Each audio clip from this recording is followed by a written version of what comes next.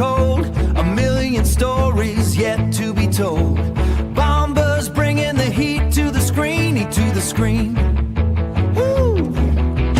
You just got a vision like you never seen. Vision like you never seen. Mosin's locking the gears in the back. We're turning the dial, making the attack. Big freaking Friday show, yeah, we own the night. Let's freaking go, the future is bright. Big freaking Friday show, we're taking the lead. Everything you want, everything you want, everything you need.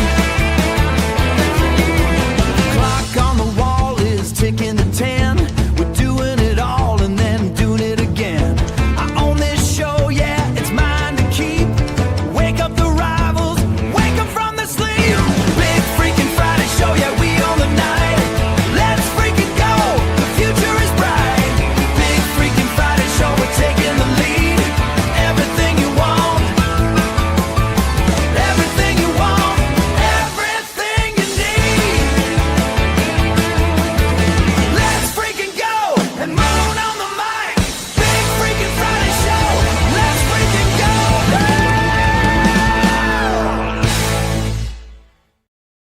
Let's freaking go! Welcome to another edition of the Big Freaking Friday Show right here on the College Football Mafia channel. I'm your host, Nathan Bomber Brown, with my partners and co-hosts. That would be the Professor, Wild Ute, and Moen After Dark. How you guys doing this week? Happy Friday. Happy Big Freaking Friday. Let's go. Moen is in Tron down there below. Yeah, That is an outfit, Moen. Hey, listen, Town Hawk said I didn't have any drip. I got drip. Man, I got think drip people for need to learn days, that. Town Hawk.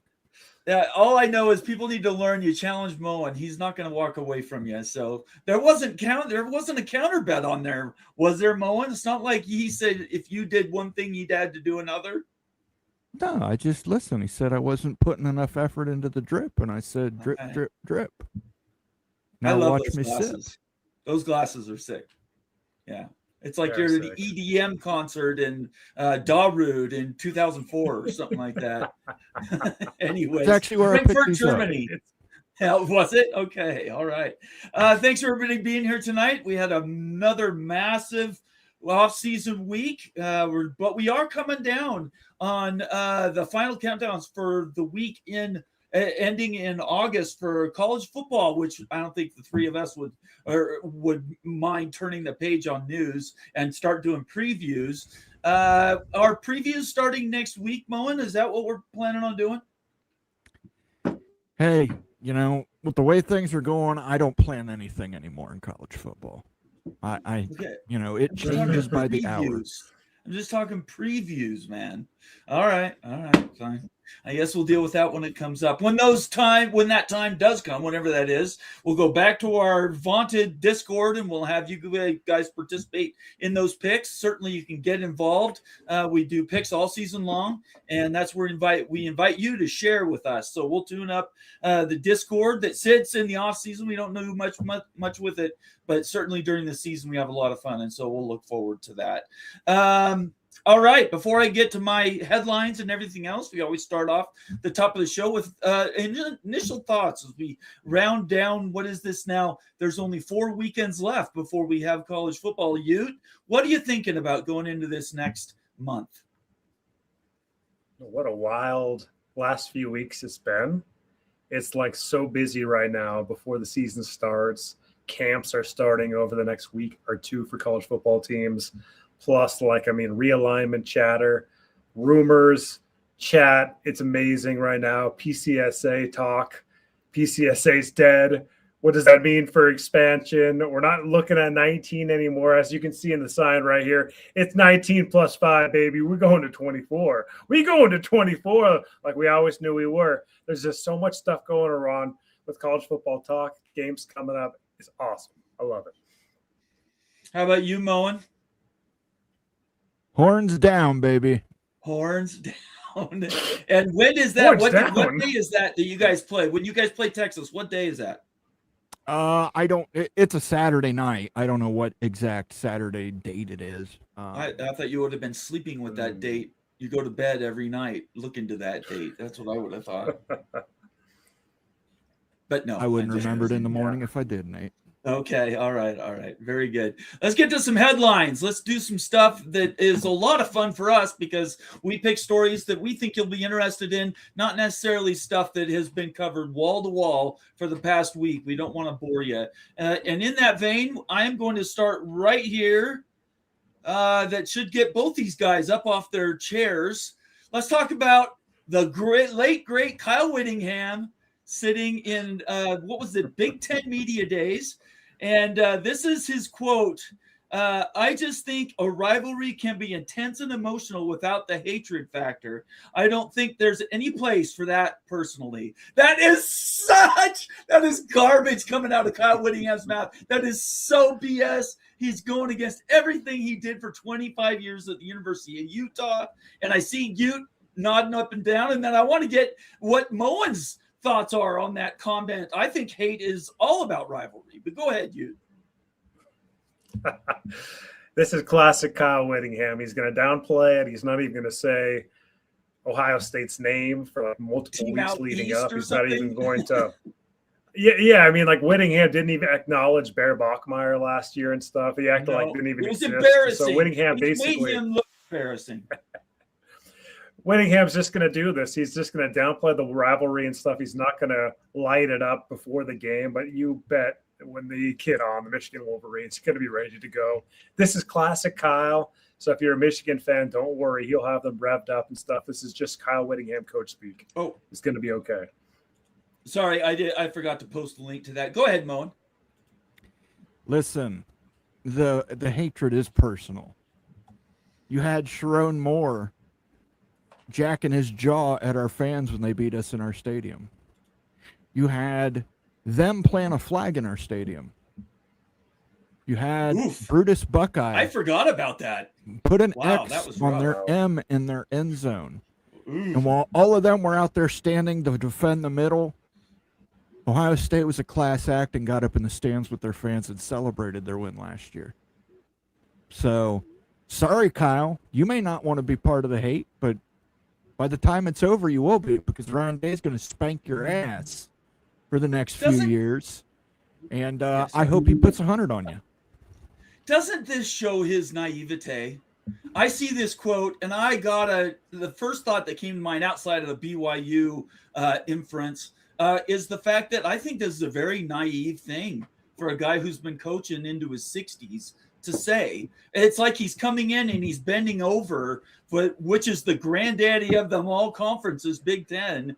And boy, if I'm Indiana right now, I'm looking at my chops. If you got this guy coming in from Bo Duncan, Utah, who doesn't even know what a real rivalry is. It just shows, it goes to prove all those things that people have always said about people that don't play in the big leagues. I think this exposes a bad poker hand, which, by the way, this weekend begins the last round of the World Championship Poker. Sorry, I just want to down on that. World Series of Poker. Anyway, I just thought it was a very naive comment to make. I don't think he's being naive. I think that he's just strategically downplaying this. This is what he does. Like how many times has he not been ready to play BYU? Like he's going. What's he?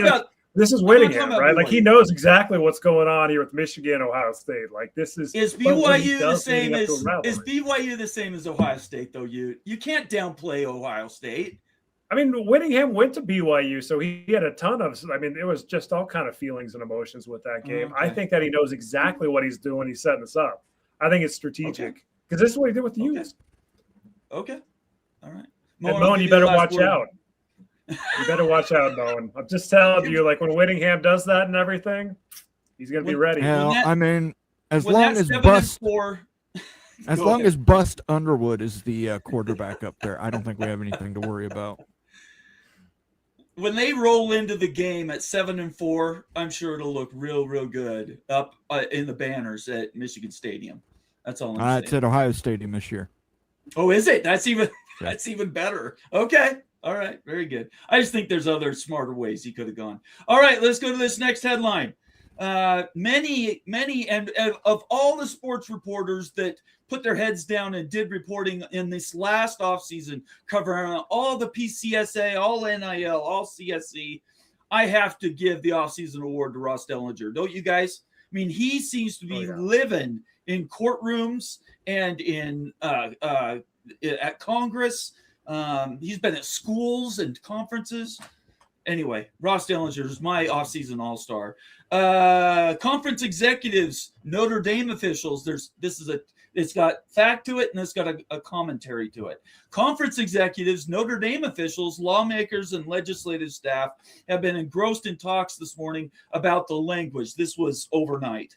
The White House and President Donald Trump have engaged in aggressive way. He adamantly supports the bill. Okay, that I didn't pull up this quote or this article piece just for that. That's a fact that those things did happen, and that's fine and dandy. That's not why I brought it up. The reason I brought it up is conference executives and Notre Dame, who has the same value as an entire conference. What does that say to you, Moen? Now that Notre Dame is codified as the one school that never has to join a conference.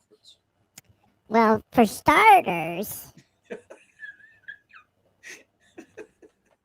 that's the robot voice filter on there, Vox Pandaro.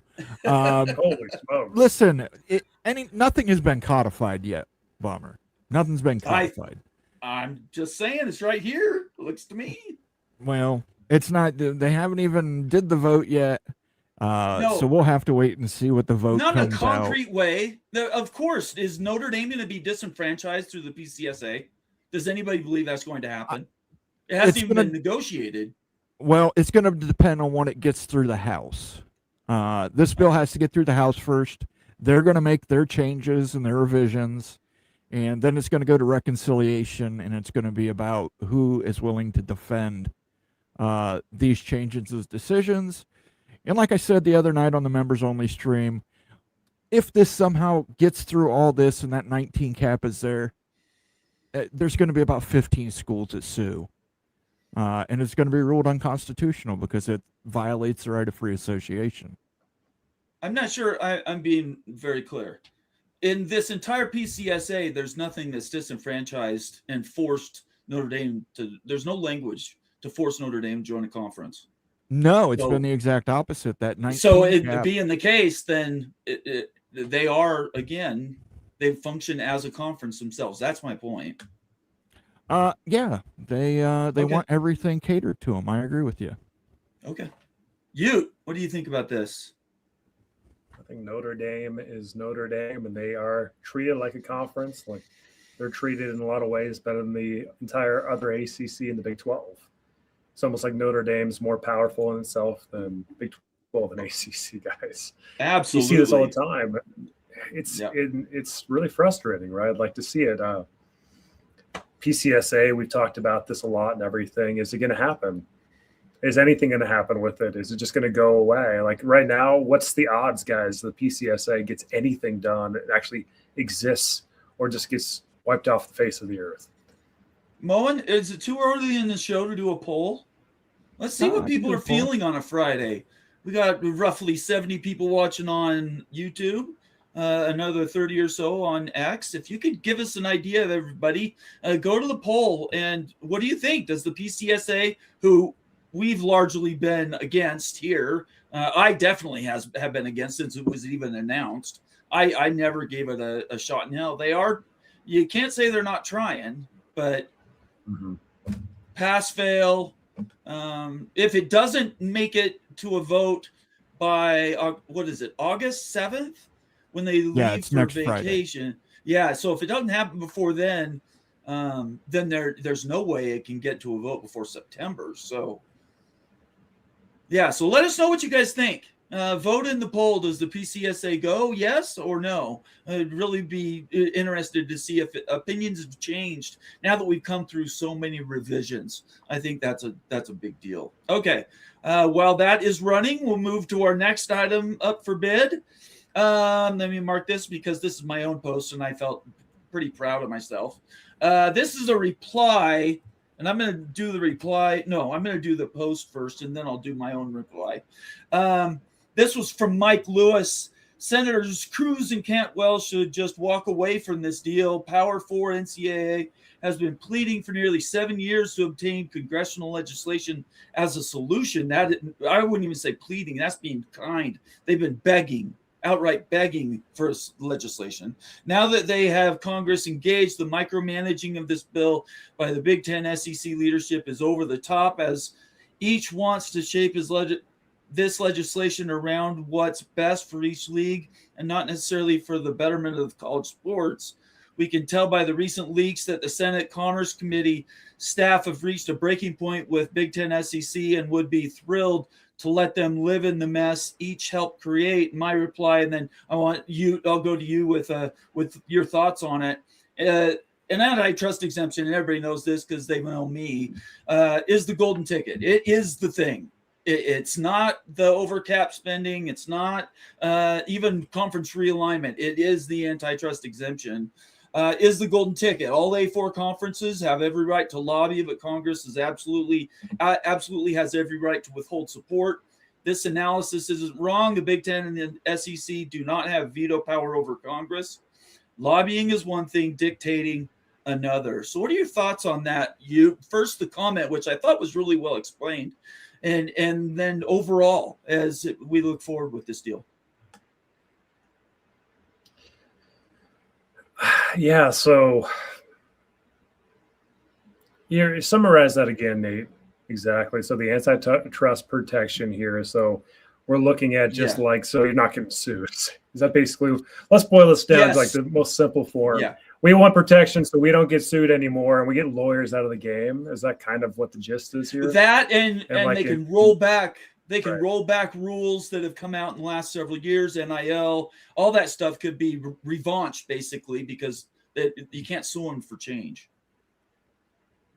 I mean, that's ideal, right? Like it is the golden ticket. That's what everyone wants. The only way to make that exist, though, is to get away from the government and form your own entity, your own Big Ten, your own SEC with collective bargaining. Like doesn't seem like it's going to happen at all through a government structured entity like the NCAA. The longer we go about this, the more bills that get proposed and everything that just get shot down and have no teeth to them. It's just a waste of time and a waste of money. So at the end of the day, it's probably going to be Big Ten, SEC, Big 12, ACC, G6, G7, doing their own thing, collectively bargaining and having their own worlds to govern out of, so you don't have to deal with antitrust. Now, Moen, I tip my hat to the fact that you're sitting in the catbird seat. You are one of those two conferences that I called out, and always have. That's not new, about the fact that it's their way or no way. And I've been saying for a while now, I think they should call their bluff. What's your thoughts on this? One, the SEC and Big Ten, you're right. They do not have a vote to veto power over Congress. Neither does Cody Campbell. Neither does Pete Bavacqua. Neither does Randy Levine. There are things that the Big Ten and SEC wanted in this bill. And, of course, they didn't collaborate with the Big Ten and SEC until they realized they wouldn't have votes to get it through without the Big Ten or SEC. So people complaining that the Big Ten and SEC are overruling and vetoing Congress. No, they had, these are things we need in the bill for us to support it. And, Congress has been going back and forth and, kind of tap dancing with them. I think they're to the point that the Big Ten presidents, from what I've heard, probably will approve this. Really? Can you explain that a little bit? The sticking point they do have is that cap, the 19 cap 5-year independent clause. Right. But again, them, along with several ACC presidents, they believe that they can get that overridden in the House. So the strategy then would be to approve and get the Senate bill through, and then through reconciliation, have the House come through and then change some of those things. Would that be the strategy? Well, you would have the House would have to propose their own version of it. Right. So in that version they propose, they would have that taken out of there. And then it would get to reconciliation. And then if it did not get out of reconciliation, it wouldn't be either of the conference's faults. But see yeah, the the Big Ten strategy. is going to be very, very set on that's not going to be in the final bill. But isn't it true, and we've heard this just over the last few days, that actually the sticking point wasn't even the 19. It could have been to a vote this weekend if it was just about the 19. It's actually about the over cap number, whatever Right. that additional salary money is. What has been interesting is they're now actually worried about NIL and paying players. It's not even so much about conference realignment or even governance. Yeah, this is yeah, they could have had it through the Senate this weekend, but there's still other language that needs to be tweaked in it. It'll Okay. probably get voted on next week. Big Ten and SEC presidents will approve it. That 19 cap they care about, but they can fix that in the House. And they think I they can have see more this. power in the House than they do in the Senate. Obviously, Cody Campbell can't control the House of Representatives, I believe, is 432 members currently. Cody Campbell can't control all those. So, and Notre Dame can't control all those. So, Interesting. they'll probably approve it and go Interesting. through, it'll go through the Senate, but then it's going to have, getting it out of the reconciliation committee, you're right, it's going to Yeah. be difficult because I'm sure the Big Ten and SEC are going to have people on that reconciliation committee that aren't going to budge on that cap. Yeah, it's fascinating, actually. That's the part I've really enjoyed about it this last week and a half or so, is the fact that we're talking about other things outside of realignment, which drove it for months and months, and really is only it's a 50-50 deal on the realignment and Super League. So, all right, very good. That was a great discussion. Thanks, guys. I appreciate that. I'm sorry if I didn't explain guys, that what happens? well, right? Yeah, simple question. You guys might be know the answer and stuff, but like, what's the ramifications? Say that this bill gets passed, right? It goes into law, but then you hear all these squawking about, hey, we're gonna, appeal this or sue for this, and what's next? I mean, it's not like there's going to be a trillion lawsuits going after this and stuff. What happens next? Is it just law and then we forget about it and it just is what it is? Or does this get appealed into oblivion and it get overturned? Walk me through that process. Moen, you can go first and I'll answer after. Clemson and Florida State didn't sue the ACC to remain in the ACC. Sure. If that Right. 19 cap is there, that dramatically affects Clemson, Florida State, Miami, North Carolina, Virginia, North Carolina State, Virginia Tech, Duke, everybody we've talked about as candidates. It dramatically impacts them. So one of them, or they may team up and do it as one lawsuit, are going to sue, and it's going to enter the federal court system. And they're going to sue because it's unconstitutional. They're going to say this is unconstitutional based on the First Amendment of the United States Constitution. It'll go through all the federal courts. Eventually, it'll get up to the Supreme Court. If the Supreme Court decides to hear it, I don't think it can stand. I think it would get overturned pretty quickly in the federal court system. So basically, even if it gets passed, it's still going to die in your point of view, right? Well, Isn't that I what guess, you just said? Well, what he said is exactly Eventually. what very well could happen. I think the bigger deal is if you get it passed, you spend billions of dollars getting this thing passed. You have a couple of years of disputed governance that may or may not be around later, and then you go through another lawsuit that is going to cost billions of dollars to take up through the Supreme Court. If it gets cast down, all it did was extend the amount of time of the chaos that we currently have. Just because it gets struck down, there's no line item veto to the Supreme Court. If the bill goes down, everything goes down. So it'd have to start all over. So my point, and I appreciate what Moen's explaining, because that was very well said. I just don't know if that's the case, then why pass it at all? Because if the only thing that's going to happen is you get a bunch of schools that frankly aren't in those conferences. Moen's talking about a class action of ACC and maybe some Big 12 schools getting together and suing this thing. We're going to end up right back where we are in 4 years. And they're still not going to be in a power conference or a power 2 conference. So what's the point? I just don't see where the strategy is. Well, the thing is, Nate, you got to remember, you can rule one part of a bill unconstitutional and keep the rest. So, yeah, they could file a lawsuit. Let's say it gets to the Supreme Court. I happen to think with the makeup of the court currently, they would probably vote in favor of free association. That's my opinion, just what I know of the court and what they voted before. They would probably vote that that is a form of discrimination based on free association. So it doesn't eliminate everything good in this law. It's just going to eliminate that one piece of bad. But again, I don't think the Big Ten or the SEC plan for it to even get there. They're going to kill this in the House. Well, that's what I have said from day one. So it's a I told you so moment for me right now.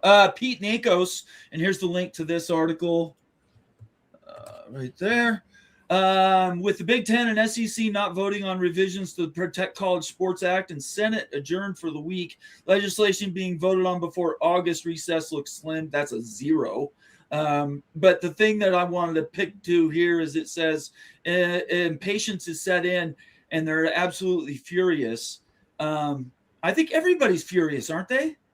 Do you know any one group that would be happy with where we are right now, Moen? Cody Campbell. I don't Really? think He did so. what he wanted. I This don't doesn't think get so. passed. I think he'd be happy to get it past the Senate, but I mean, look, you can't complain that the Big Ten and the SEC have wanted all these revisions when you didn't invite them to the party in the first place. You left them outside, and then you put this forward and said, we have the votes without the Big Ten and SEC.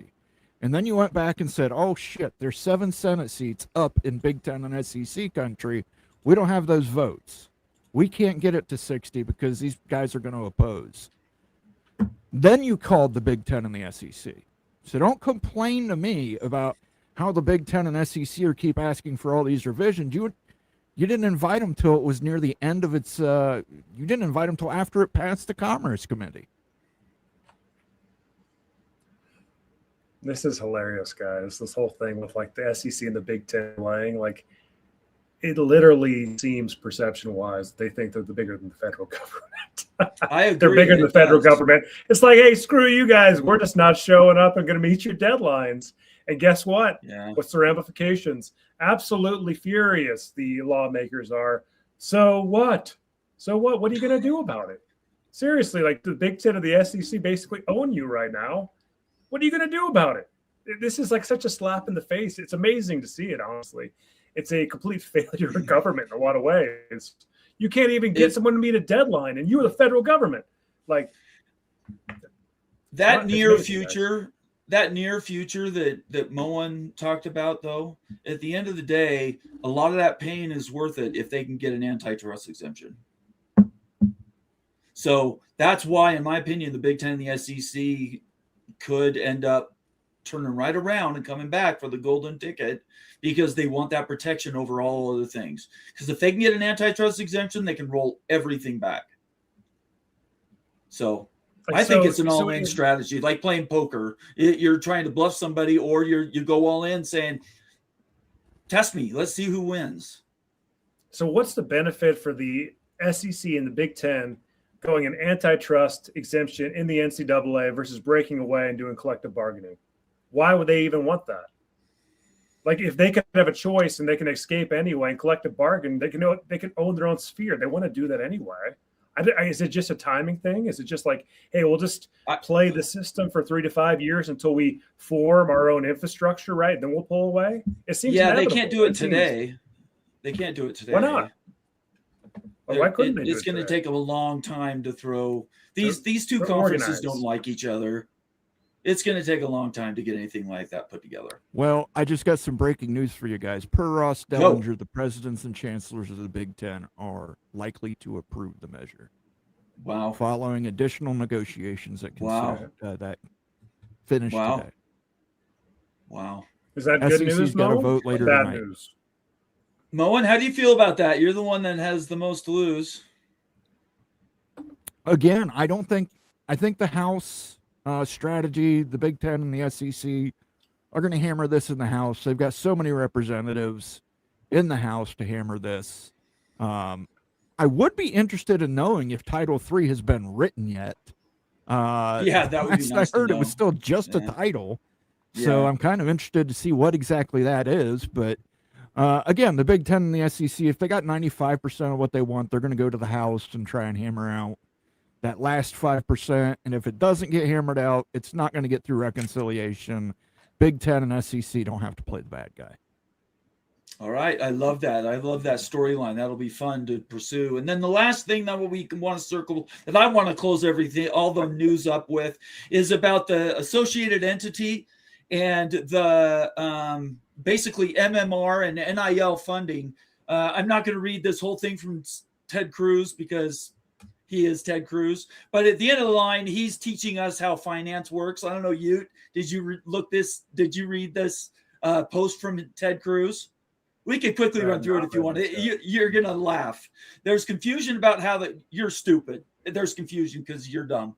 And associated entity language work in the PCSA. The cap is a hard cap, full stop. That loophole is closed. Once a school hits the cap, a player can still do NIL deals on the open market if the deal is genuinely commercial and the school isn't directing it.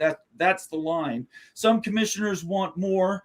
Bar any company doing business with a school from signing that school's players. So a QB couldn't sign with Nike because Nike has a separate contract with the university. That's not protecting a cap. That's blocking a kid from selling his own name. Every pro league works the same way. Skip down. And we went further than anyone asked. Okay, we go further down. Hard cap, loophole closed. Players keep the right to earn what the school didn't arrange. Those aren't intention. That's the whole point. Let me just back up to where I found the article from a friend of mine, Darren Heitner, who says enforcement of a distinction between genuine commercial NIL and school-directed payments, and this is where your face came to mind when I was reading this, Ute, will still rest on subjective judgments about fair market value, inducements, and associated entities. So you're the one who's really, just tell us what you think about all of this, associated entities, MMR, NIL, hard cap. I think it's a bunch of squawking. I think Ted Cruz is like a bunch of word salad there, and it's not going to really do anything. Like, okay, the schools won't pay. We'll just divert the money over to your boosters, your shadow boosters, whoever. Make the car dealership. Like, you can make anything look like a true commercial NIL deal, and you can plug the system, as we know, and jam it up through NIL Go. So I just don't see this changing anything at all. Like, this is just all talk, guys, to me. Like, why would anyone change? And what's the ramifications if you did break policy? Like, okay, so like, what is the ramification? Yeah. The enforcement mechanism, right? So all of a sudden, is the enforcement mechanism going to actually enforce now if this goes through? Because this is the enforcement mechanism's been around for a couple of years, right? And everyone laughs at it and everything. Is it going to change much? I just don't think so.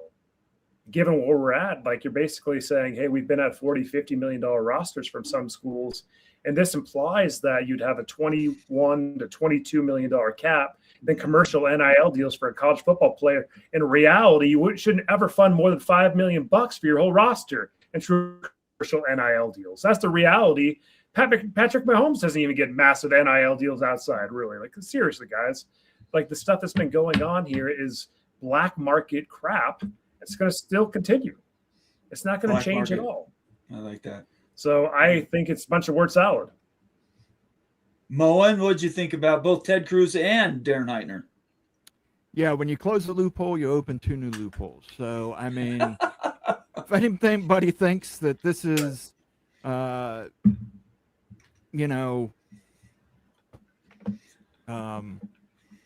this is just, you're right. It's word salad. It's Chat GPT generated. I hadn't thought of that. That's true. Maybe it is. It's a good thought. All right, let's get to some comments. Your comments, which is what we're here for this part of the show.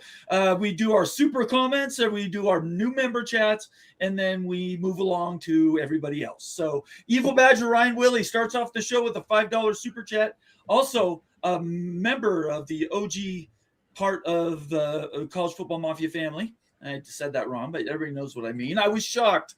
I got Greg to agree with me when I told SEC fans to stop whining and denying that the Big Ten is the best conference in college football. The Big Ten had a good week, I think. Moen? Yeah, the Big Ten had a really great week. I mean, we had Tony Petitti came out there. He looked very diplomatic on stage, answered all these questions. Got to look at a lot of the coaches' point of views. Of course, Kurt Signetti basically called the SEC out and told him to stop whining and crying. You know, and then he put his shades on and said, "Deal with it." He had a good week, a very, very good week. Signetti did. Yeah. But I mean, there were other presidents there too. Coach Burt, and I know Ryan doesn't like Coach Burt. Coach Burt took a shot at him. He said the SEC wants to live in 2005 forever. You know, that's their dream possibility. Dude, the SEC is playing second fiddle to the Big Ten, and it's undeniable. Currently on the basketball, certainly on the football field, 3 consecutive national championships, no national title appearances over the last 3 years. Let's stop this conversation of the SEC gets to the title game again, guys. That's ancient history in now college football. It's pre-NIL that they were winning championships. Pre-NIL, seriously. So it's a different game, and they're at a disadvantage, and they're going to have to try to get up to Big Ten standards. They've got it pretty far behind. Elvin Gully, newer member of the College Football Mafia family, $5 super chat. Thank you so much, Elvin. Sending this chat because I can't watch right now. Saving you guys for work tonight. PS Burt is a fraud that wrecked our program. I don't know who that is. Who is that? Arkansas. Well, Burt, you guys right? hired Burt away from Wisconsin. If you just left him Burt in the Big Bielema? Ten where he belonged, you wouldn't have had this problem. Yeah. Okay. By the way, I got breaking Arkansas, news. Utah coming up, guys, in a month. Let's go. Go ahead, Moen. As of 2 minutes ago, Ross Dellinger says the SEC is looking towards approval and endorsement of the PCSA. So always where it was going to end up is in the House, and we'll see if that work can get done in the holiday break. Yeah, That's great, there's new Moen. language in Very the bill, good. but I don't know what the language is. Okay. That Yeah. look, that is breaking news. That is Friday. That's That's Friday breaking news. evening news dump. Big freaking Friday news dump is what those two posts are. Greg's Disney Adventures, super fan of the Ohio State Buckeyes in the house, valuable member, OG member of the College Football Mafia family, and $5 for a super chat. Ryan Day and Kyle Whittingham, both Urban Meyer disciples. But you know what? Ryan Day is a disciple of 3 times national champion Urban Meyer. Oof. Kyle Whittingham is an example of G6, a disciple of low. G6 Urban Meyer. That's low. He just called you out. He just called you national out. champion Utah Utes, guys, in 2008. Go look it up. That's what I'm saying. ChatGPT. Go look it up. Okay. Go look it up. All right. Check it out. Okay. It's a claimed national championship, guys. So Kyle Whittingham's has a national championship in my mind's eye. Rightfully so. And then Evil Badger Ryan Willie gifted 5 banging new memberships to the College Football Let's go. Mafia family. Let's go. Thank you so much. That went Ryan. to Stuttering Stut Joe, Anthony Carlson, Timothy Green. Oh, Ryan, I know you didn't intend to do this, but Michigander 1212 Oof. and Blue Wolverine. Oh, boy. 2. If you guys are in the chat and you received a gifted membership, make sure you thank Ryan Willie. That'll at least make my day, the fact that Michigander and Blue Wolverine have to thank a Badger. So thank you for that, Ryan Willie. I do appreciate it, sir. And we certainly appreciate your continued generosity here on the channel. Yes, we do, Ryan. Thank you so much. And we're so glad to hear you're doing well. Keep those updates coming, man. We appreciate you. And if you did receive a membership, as Moen just said, make sure you thank Ryan, but also consider paying for somebody else's gifted membership. Pay it forward, bring karma alive in your life, and just really do good things for other people. You will get double back in return. So thank you so much, Ryan. We appreciate you. and we will adhere to your guidance on how we celebrate when you post things. Kenneth Maynor in the house, OG member of the College Football Mafia family. Tonight he is Florida Gator Kenneth Maynor. $5 super chat. This is the classic Friday news dump. SEC and Big Ten gives their approval in the middle of the night. Jim Phillips can have fun this weekend and get wasted. Let's go. Yeah, I don't think that's going to happen, shots Kenneth. from Mr. Phil. I think Pete Bavak was going to be in town, and he's going to have some work to do, Mr. Phillips. So I love it. I love it. I love it. I love it. All right, let's get to some more member comments here. We defer to member comments. Well, you know they're a member is that little symbol next to their names. And Moen, who did this comment? the notorious MDCT from Slim Pickens, South Carolina, Mama Duck Clemson Tigers. Let's go. Let's go. Happy Friday. Good to have you here, Mama Duck. We appreciate you. Thanks for being here and becoming a super fan. We really appreciate you a ton. Vox Kindaro, longtime member of the family. If you're in Greece and run into Miss Kindaro, say nothing, act casual. Okay. Okay. All right. We can do that. Thanks, Vox. It's great to see you. Do you have anything special for Vox tonight, Moen? No, the tablet is down at the moment, so we've got some sounders to play, but we're going to be a little bit limited. So here's for Ryan Willie. And he told me he doesn't like a big squash of sounders on his thing, so we'll just give him one. Here's one for Elvin. Tell him to bring me my money. Let's go, baby. Give him that pig suey. And Pig then suey. Ryan was cooking by dishing out 5 memberships to the channel, so we're going to let him cook. Let him cook. Let him cook now. Let him cook. I said let him cook. Him. Let's go. And then we got Kenneth Maynor, the Florida Gator. By the way, Kenneth, just keep that profile pic permanently. That's my favorite profile pic. The most rewarding part was when he gave me my money. All right. Is that all the super chats? I think All the so. member Yeah, we've got all the comments. super All chats right. and the gifted memberships. Thank you, guys. We have something else hot off the presses from Penn State Sports Talk. Good to have you here. If you're new around here, Penn State, I'm not sure I recognize you. Make sure you subscribe on our channel on YouTube. You're watching on YouTube. Hit that subscribe button. Go to College Football Mafia if you're watching on X. Open up another window, go to College Football Mafia and hit the subscribe button, and then consider becoming a member of the College Football Mafia family. Class of this is the way it should have been all along. Class of 22 has been given another full year of eligibility. On 3 just reported it. They get a full 5th full year. It's the way it should have been all along, frankly. Man, that means That was Dampier could come back for another year, guys. There you go. There you go. A lot There of you go. players coming back for a 5th year. Definitely. If Lot of that's people. indeed how it's going to shake out. Well, I think it's just the 2022 class, and it mostly affects football or basketball players. I know somebody might check me on that, but I don't remember seeing a lot of stories about 5th year seniors coming back for football. I think it was just for basketball. Now, Devin Dampier might be playing for the Utes. I don't know how good you're going to be this next year. He might be your point guard for all I know. But anyway, it's good for those athletes. They should have gotten it all along. They should have gotten that all along. Outlaw Skies is always 5th in the house. Go Buckeyes. Outlaw Skies is a member of the College Football Mafia family. Old Dad 75, 29 days. Let's go. Does anybody know what the 29 days is that College Mr. football Old Dad kicks is off. refers? College He wants football Billy kickoff. Napier. He wants his head coach fired, is what he's really leading to there. Old Dad, thanks so much for being here, man. We appreciate you. Antoine Johnson, Arizona State Sun Devils in the house. Antoine, also an OG member of the College Football Mafia family.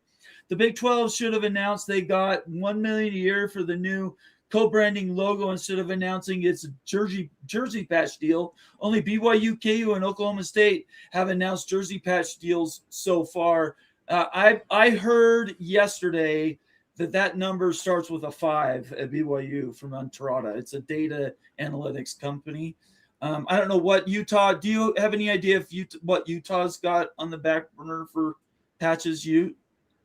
Not so far on Jersey patch. Okay. I haven't heard any chatter about it yet. I'm sure it's in the works and everything, especially with Otro. Oh yeah. We'll see what they poll and everything. So we'll see how that looks. But guys, we should talk a little bit more about the Big 12 and like this Monster Energy situation. Go ahead. Released some videos earlier this week that got a few people upset. ACC raids the Big 12 as a hypothetical video and stuff, but I think there needs to be a real discussion opened up about the Big 12's financial future and expectations for the next media deal, given how bad this Monster Energy deal really is. So as time goes by, this looks worse and worse. At first, it looked terrible. It really did. So it seems like the Big 12 might be in a position, this was unheard of, unthought of just a few months ago, where if the ACC did indeed get rated, then the exit fees flowing to the ACC schools might be able to use to buy out Big 12 and bring Big 12 schools over to the ACC if that ESPN contract's still intact because they're adding new markets. This is something that was, again, there was no chance of this happening even like a month or two ago. But in my mind's eye, the Monster deal is so poor that I have no idea what to expect with the next media deal. I have no expectations, and I've lowered everything, and anything's on the table right now. And I just think that's worthy of having conversation around. Here's the thing. When you include the NIL slush fund for Ohio State, Notre Dame and Ohio State both beat the entire Big 12 conference on their jersey patches. Yeah. They just did. And they haven't done anything conference-wide yet. They're not going to do a conference patch. They've already said that. They're not going to do a conference patch, but they could still do some kind of sponsorship with a conference or a partner to sponsor the championship game or, any other conference-based things. But, yeah, Brett Yormark, again, I said it a few weeks ago when this first went down. He screwed up. This does not benefit the Big 12 as much as people think. Great, you got an extra $1 million per year, but now you're going to see these jersey patches rolling out for schools. And the more schools that supersede that excess or in excess of what Brett Yormark did, it's going to start weighing on you guys. It really is. And Ute's right. And I brought it up on our members only stream on Wednesday. I think you can't have Brett Yormark doing the next media negotiations. I think you've got to get somebody new in there. No. And the monster logo on the Big 12 logo looks awful. We don't.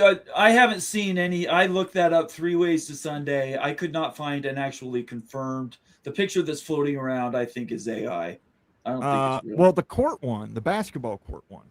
Yeah, I'm talking about the football one that was the long badge. Yeah, that one. It might be, but I couldn't find one reference that actually goes to somebody. And I'll reiterate myself, and I apologize for those who watch Wednesday's stream, but the Ohio State didn't sell any naming rights really. They're putting JP Morgan Chase Bank's logo on their jerseys. It's not Ohio State Buckeyes presented by JP Morgan Chase. It's not Chase Bank presents the Ohio State Buckeyes. It's not Chase Bank Ohio Stadium. It's just for a patch. Brett Yormark sold a patch and basically allowed Monster Diarrhea to appear everywhere in the Big 12's naming, logos, all that stuff. It's going to be the Monster Energy Big 12. That's what it's going to be called this year. In his, and maybe it's I don't want to say Tourette's because I don't want to knock on Tourette's people, but maybe it's some sort of a Tourette's type symptom where he has to be first, even if that means being wrong over and over and over again. The glass thing, let's go back. Basketball in Mexico City. The glass basketball court.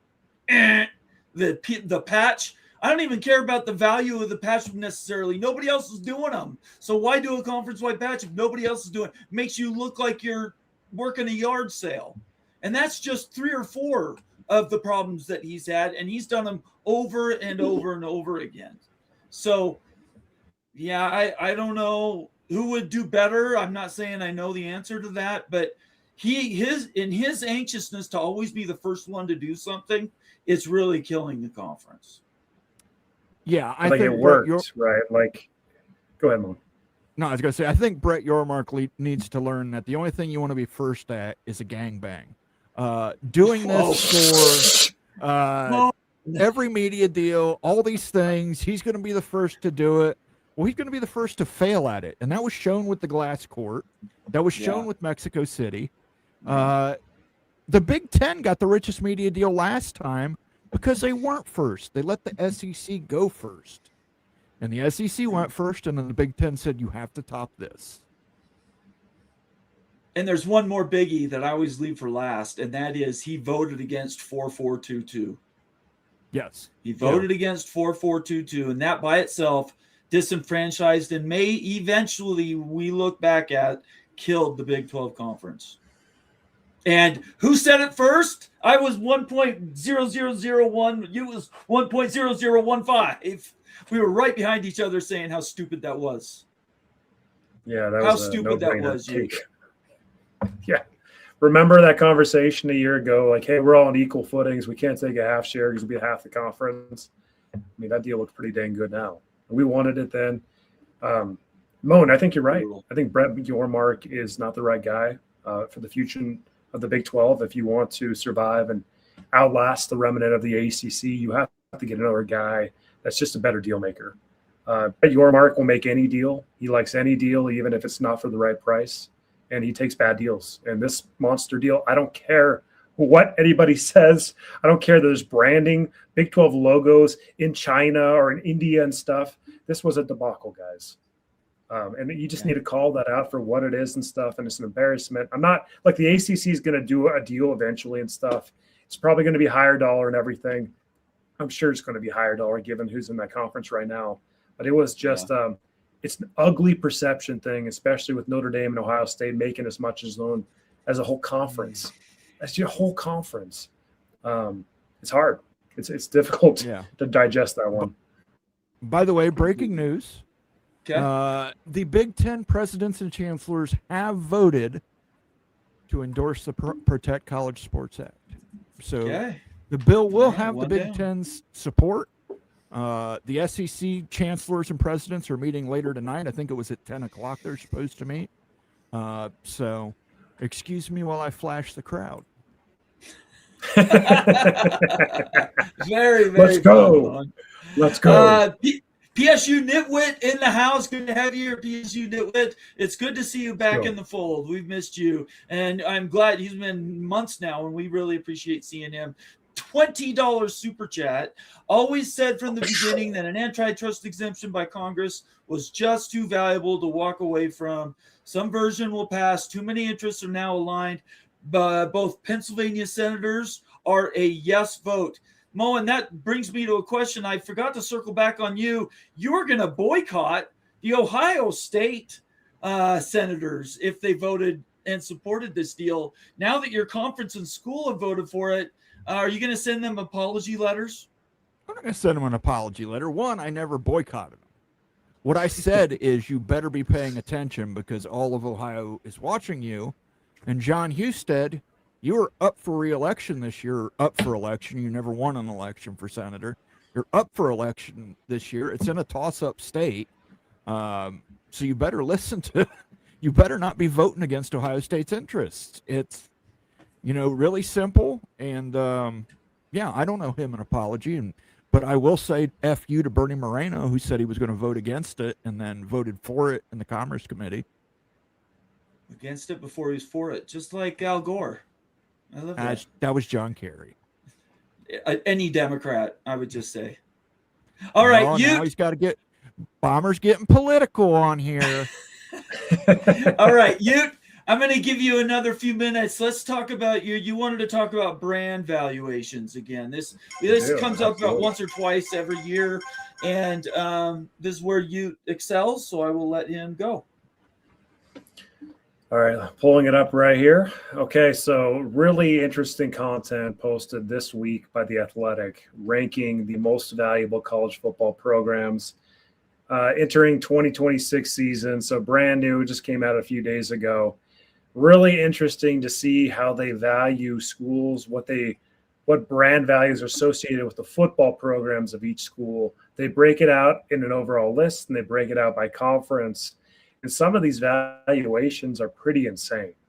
As you can see, Texas, Ohio State, like Mo, that massive game that's coming up in week 1 and everything, with the two biggest brands, according to The Athletic, in college football at over $2.3 billion each, which is absolutely insane.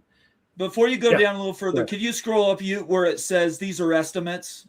There was a paragraph or a sentence above that at the beginning of the thing where it says our broad approach did not change. Yeah, these are estimates going off of industry standards. These are estimates, just so everybody knows. Don't any brand value is an estimate until there's actually a real fair market value sale. So every brand valuation, all valuations are estimates. And so this is how they estimate the worth of a football team going into the season this year. So I think there's been a lot of squawking because there's a lot of folks unhappy with this list. I think it's nails. Looks nails to me. Texas and Ohio State, number 1, 2. Notre Dame, number 3, over $2 billion. Michigan at number 4. No surprise at all. Georgia, 5. Bama, 6. Gets really interesting, though, when you're going conference by conference. There's a lot of ramifications for this, too, because you're looking at the ACC breakdown. There's no billion-dollar valuation schools in the ACC, but Miami, even in the ACC, which has going to have a lower multiple, like lower valuation because they're not playing the big boy brands, still is almost $1 billion and $950 million. So I mean that's big time. If Miami gets into the Big Ten conference, they're sitting right now at number 18 overall worth of their football department. That's going to lift, and Miami's going to be pushing for the top 10 guys. I'm telling you. Like you change the multiple on that, like their opponents, their conference and everything, Miami's going to be a possible top 10 brand if they get in the Big Ten. That's the biggest swing that would be. Right now they're in the top 20, which is the best out of the ACC and the Big 12. You can see Florida State, $819 million, Clemson at $674, UNC, who's really the belle of the ball and realignment at $560. This is the football program alone. We're not considering UNC basketball, which is extremely valuable.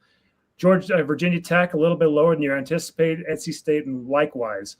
A couple things to look at, okay? Louisville. Is this shocking to anybody that Louisville's football team's the 47th most valuable brand, according to The Athletic, in college football at $350 million? Louisville is really that school that would move to the Big 12 if there is realignment in that conference. When that happens, Louisville's the target over a pullover for the Big 12. If I'm seeing right here that Louisville is worth $350 million based on these estimates by The Athletic, reputable outpost, is that going to do anything for the Big 12's brand at all, or the valuations of the Big 12? The answer to that is no, guys. Louisville is a average par level Big 12 school based on that valuation. At least the football program is. Their basketball brings a little bit of juice, not a ton too. So that's the first thing to take away. Check it out, guys. Cal and Stanford here, football teams, less than $200 million. Moen, what do you think about this? Cal and Stanford, less than $200 million. Well, yeah, they signed a shitty agreement with the ACC to get in. They're not getting the full amount that other ACC members are getting. So, yeah, it doesn't shock me. I mean, listen, if you're taking 30 cents on the dollar, of course you're going to be lower than every other ACC team. The other problem is Stanford and Cal just haven't been that good. Now, Cal could surprise a lot of people this year. The donors have actually stepped up. They've actually put money into that program. They were able to keep that outstanding quarterback they had. I'm not even going to try and pronounce his name. But they kept him, so I think Cal's going to surprise a lot of people this year. But none of this list really surprises me. It all seems like there's nothing on the list that strikes me and goes, wow, that's out of place. For Big 12 expansion, you're really wanting to get over as valuable as you can, but over $500 million. Look, for Big 12, the only candidate that might be there is Virginia Tech and NC State, guys. We talk about these two a lot. These are two of the most prized targets for the Big 12 if you could ever land them, Virginia Tech and NC State with Georgia Tech down there. Keep in mind, when it comes down to realignment, if these schools are still on the board, the Big 12 will make a serious push for those four. I think those are the four that the Big 12 absolutely needs to target, 1, 2, 3, and 4 to land in the Big 12 conference for a variety of reasons. Georgia Tech brings the market. Louisville wants to go. Maybe that's the shoe that drops first, that pulls everybody. But if you land Virginia Tech, that is a huge win. And looking now at these valuations for the ACC and then going down to the Big 12. So the top three here in the Big 12 with Utah, Texas Tech, and BYU. TCU took a little bit of a dip last year. There's a pretty big drop, though, going into Oklahoma State. I'm not surprised by any of these four. Actually. Can I really quick? These four BYU last. Go ahead. BYU last year was $308 million. So you tell me where that pop is, Mo. Yeah, BYU's. Keep going. I just wanted to make sure everybody knew Mo. 200 million in 3 years isn't too bad. So Big 12 has been really good to BYU. They are growing as far as the worth of the football program. Of course, we know that. But I think the story here, this isn't necessarily like a Utah story, a Texas Tech story, a BYU story. It is a 4 teams in the Big 12 that bring a lot of value that you need to be aware of story. It's Utah, Texas Tech, BYU, and TCU. Really, when you're looking at anything, if it's going to be any best of the rest or something, these are going to be serious schools in contention for that. TCU is a valuable property. I know they went down this last year and stuff, but having Dallas market too, bringing that, there's a lot of worth there. They don't get talked about a lot. But Utah, Texas Tech, BYU, TCU are going to be in consideration for any type of iteration of a different conference. You watch that and stuff. Those are the most valuable brands in the Big 12. Last idea, okay? And guys, look at this. Yeah. Cincinnati and Houston. Houston football program's worth $100 million. $100 million for Houston. Let's go up and look at Ohio State again, guys. What is it? Scrolling up here. Ohio State and Texas are $2.4 billion. You're $100 million. We got an issue in the Big 12. We got an issue in the Big 12.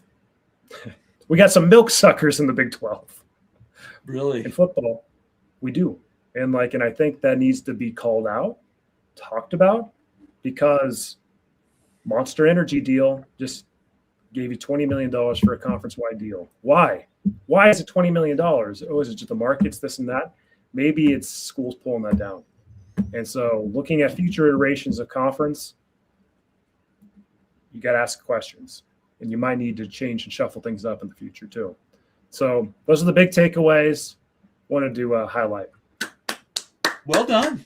That was good. Absolutely. That was good. By the way, can I say one thing there that you brought up? I really Sure. want to comment on.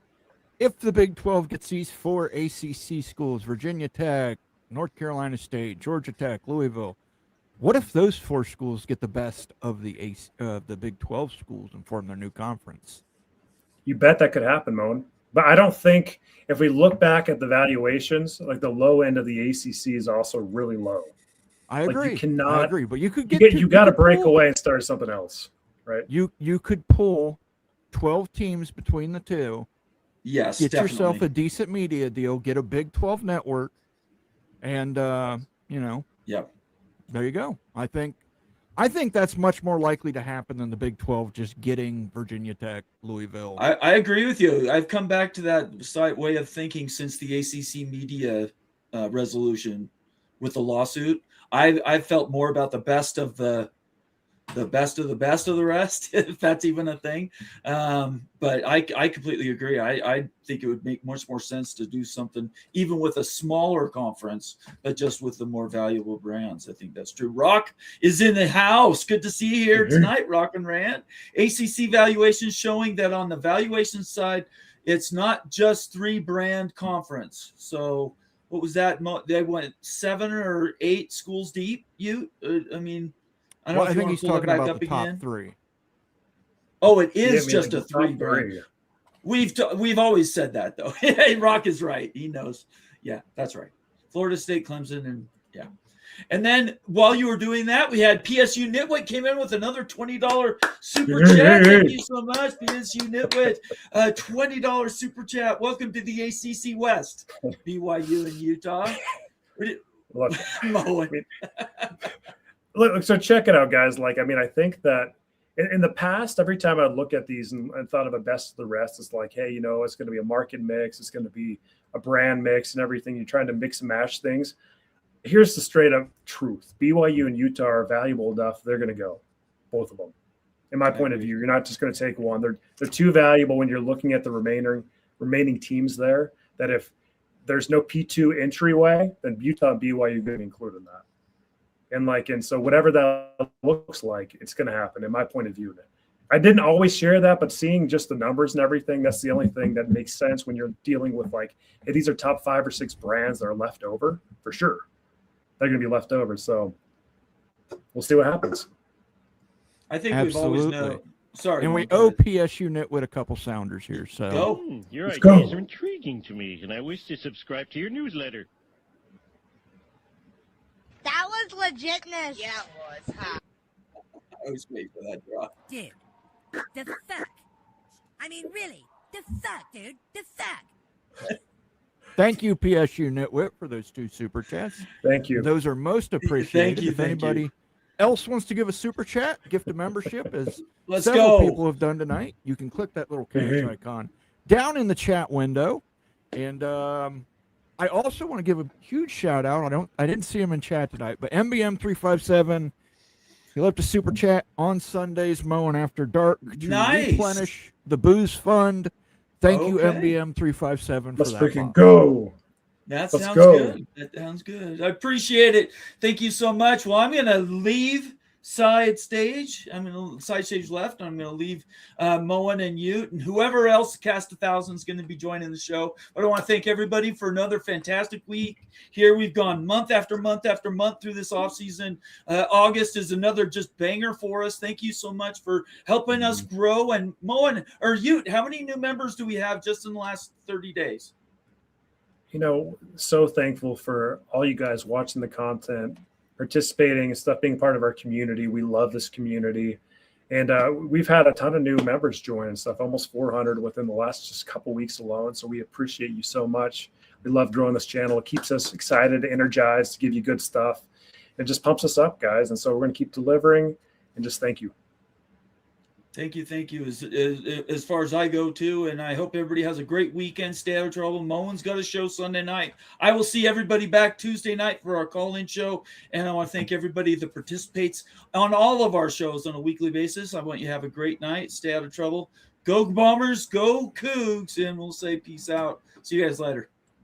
See you later. Moan. All right. Let's get started. What are you here in a drinking couple tonight, things. Moan? What's that? What are you drinking? Wait, first, before we get started. Yeah. Before you get started, what are you drinking tonight, Moan?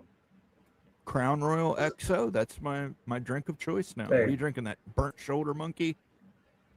No, not the shoulder monkey is good. I don't have the best drink tonight. I've got Glenlivet, but it's like the rum cask. It's not aged for very much, so it's got a bite. Not good. Don't recommend it at all. Yeah, I wasn't a big fan of the Crown Royal Marquise that was aged in rum things, but I want to thank everybody for joining us tonight. We'll be on the air for here another 50 minutes or so. We'll go to 10, and then usually we end up going to 10:30. I'm usually halfway to shit-faced by then. Let's go ahead and end this poll because I don't think it's really relevant anymore anyway. The Big Ten is endorsing. The SEC is likely to endorse at their meeting at 10 o'clock. 54% believe it will fail in the Senate. 46% believe pass. I think it's pretty assured that with the Big Ten and SEC support, it's going to get to at least 60 votes. So definitely, of course we get it on the air and they drop all this news and I'm going back and forth and refreshing Twitter. And I really would like to tell Elon Musk, just default me to following and stop defaulting me for you. Former Florida, this is breaking. Former Florida State quarterback Thomas Castellanos plans to explore a return to college football for a 5th season of eligibility, Pete Nakos reports. Oh, my. Castellano was a 2022 recruit and went undrafted in the NFL draft. Yeah, I don't know how I feel about that. I mean, I think if you declare for the draft, I don't know.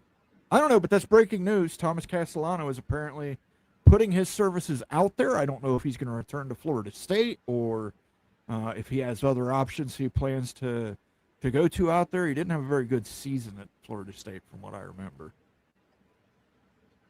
I'll tell you what, we got comments. Bomber didn't get to any comments here. Moan, any player that didn't get drafted off like the 2022 like signing class that didn't go to the NFL is just going to try to lobby to get back into college football. Yeah. Right? Where did Diego Pavia come out of? Was he in the 2022 class? Probably. I mean, he's a dang good college quarterback, man. Yeah, that sawed-off bastard will be trying to play football this year.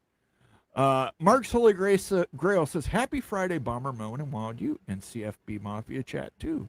Thank you, Mark's Holy Grail. I appreciate that. Greg's Disney Adventure says, Happy Friday. Thank you.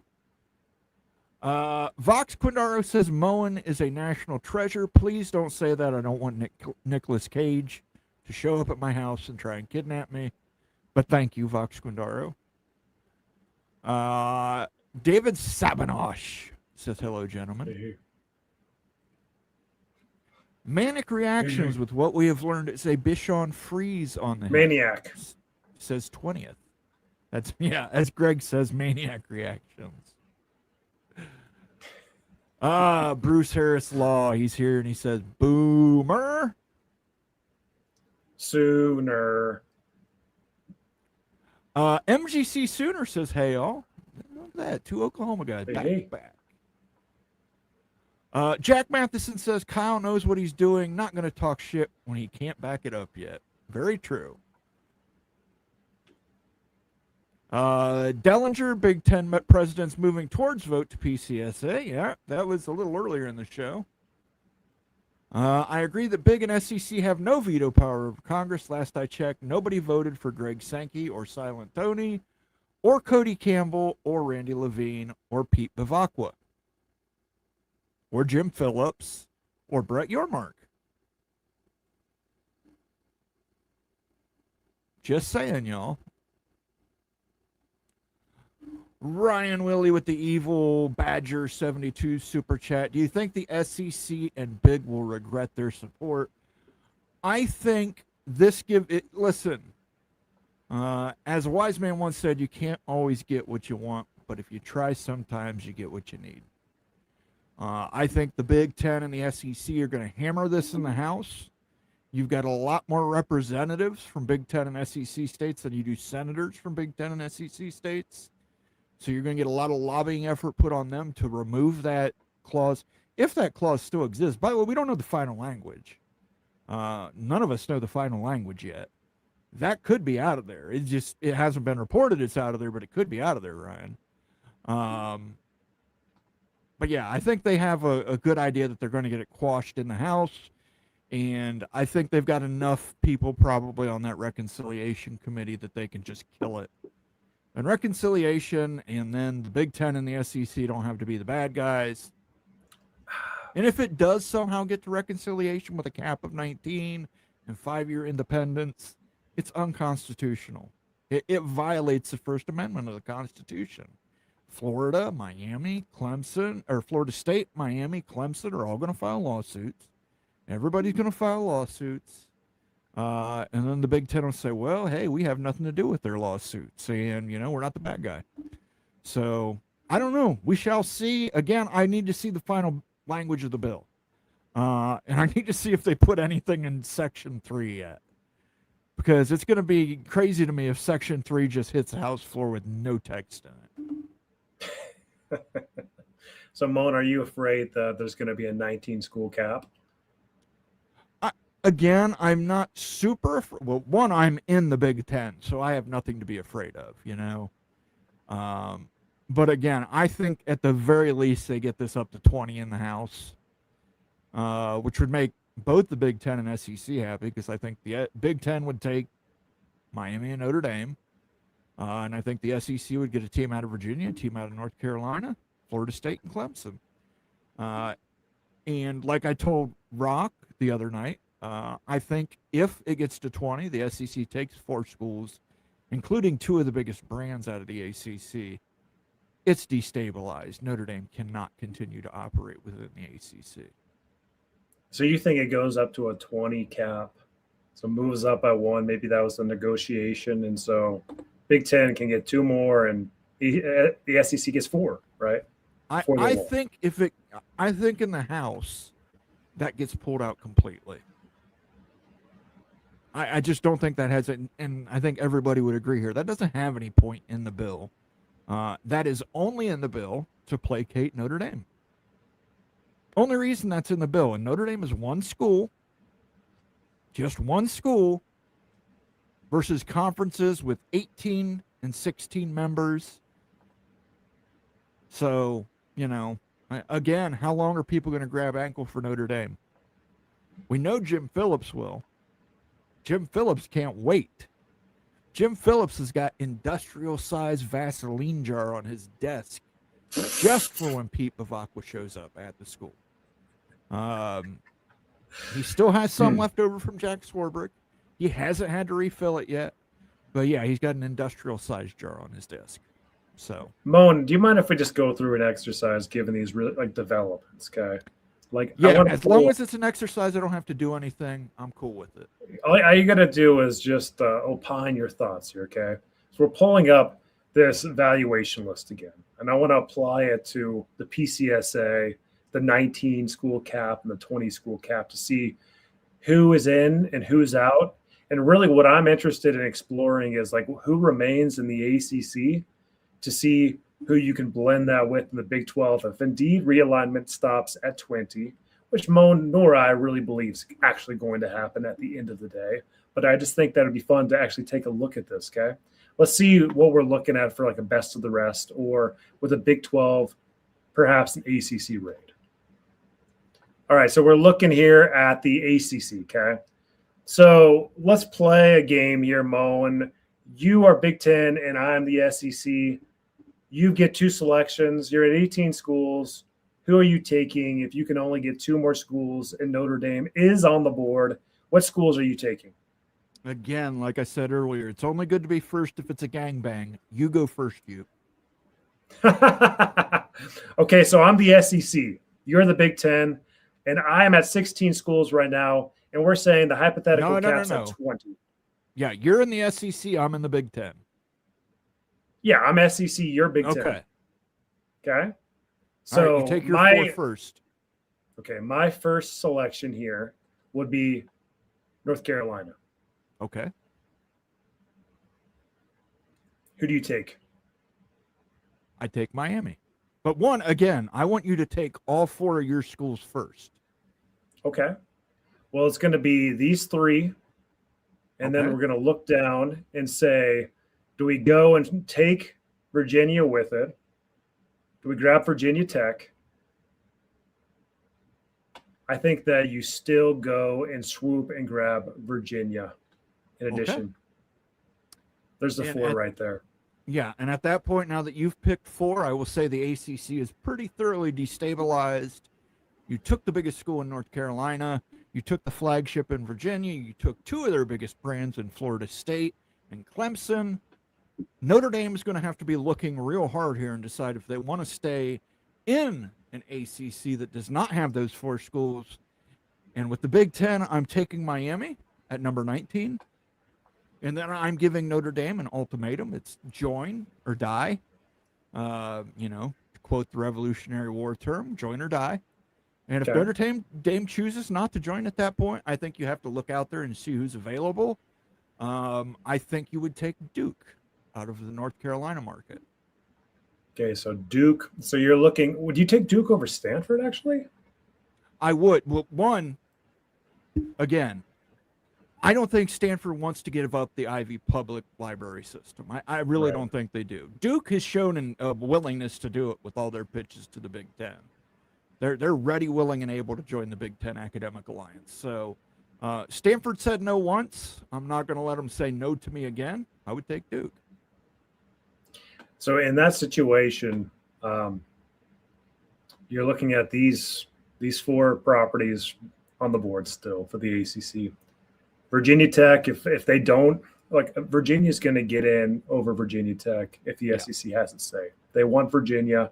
I realize Virginia's 57th on this list. There's other factors to consider with them. We talked about it ad nauseum. But look, you're looking at for the Big 12, what an opportunity. I'll tell you what, for the Big 12 conference, if it caps at 19 or 20, this is a dream of all dreams, Moan, especially if it's 19 and you can only grab 3 for the SEC and 1 if you're the Big 10. Are you kidding me?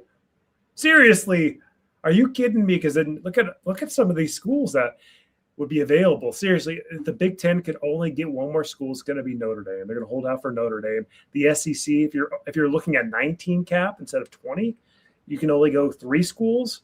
So you're probably going these 3, right? Maybe Virginia gets added. Maybe it's either Florida State gets in. If and you're only Clemson going gets to left. 18 and you're adding a North Carolina school and a Virginia school. You're not going to push 19. Well, if that's the case and stuff, then you're looking at Florida State, Clemson, Virginia Tech, NC State, Georgia Tech, Louisville, freaking on the board with no home to go to in the Power 2. Again, the way the bill is written, or the last time we've seen it, it says moving from a Power 4 conference. These guys wouldn't be moving from a Power 4 conference to another Power 4 conference. They'd be moving to a new conference. Florida State, Clemson, Virginia Tech, North Carolina State, Georgia Tech, Louisville, Duke, Pittsburgh. You take some of the schools keep Cal and Stanford, take the 4 corners from the Big 12, and there's your new conference. But based on the language of the law, you have to wait 5 years before realignment, right? Like independence. No, only if you're joining a Power 4 conference. If you're creating a new conference, it doesn't put any limitations on it. Okay. Yeah, so there's no doubt about it. There's no doubt about it. Florida State leads that with Clemson, Virginia Tech, NC State, Georgia Tech, Louisville, Duke's in there. And then you're looking in the Big 12, and you've got Utah, Texas Tech, TCU, BYU, Arizona State, Colorado. KU is going to get in there too. There you go. I mean, like, that creates your best of the rest, which is actually going to be pretty dang valuable, considering that, like, you've got some big-time brands in there. Yeah, and part of this is going to be dependent on how the payout is structured in the ACC for the teams leaving. If the Big Ten takes 3, let's say it's down to $80 million at that point, that's still a sizable chunk of change. That's $240 million to be distributed among the ACC schools. Do they wait for that to be distributed? Is it a bulk payment upon leaving? We don't know, but that could play a huge part in it. That could be a great investment to bring along there. You can team up with a new TV partner. You don't have to be part of the ACC network. You can be part of the new network, whatever you call your conference. But again, I think this gets through the House, and this gets to a cap of 20. And I don't think that the Senate has the ability to get it knocked back down to a 19 out of reconciliation. It's still huge if you capped at 20. Until the inevitable lawsuits came and it goes to the Supreme Court and then gets probably knocked down forever. But it actually is a very much a stabilizing factor for Big 12. and like the remnants of ACC. Yeah, all your first 6 picks are going to come out of the ACC. But I don't think Virginia Tech, Georgia Tech, North Carolina, all these schools, I don't think they join the Big 12. I think they would rather take a few more from the ACC, take the few of the best of the Big 12, and form something new. Like you said, there's just too many low-value programs in both of these conferences that are going to drag the value down. So these guys are going to have to look at starting their own 12-team conference, maybe. But you're in trouble if you're these two schools right here, Moan. Like, we know SMU's new. You're in trouble. Not in trouble if you're Pitt. I think Pitt is okay. Syracuse is on the borderline. Pitt, you want to get into Pittsburgh to have the Pennsylvania, Western Ohio or Eastern Ohio market. So I think Pittsburgh's okay in that. I got to show you something too while we're looking at this, Moan.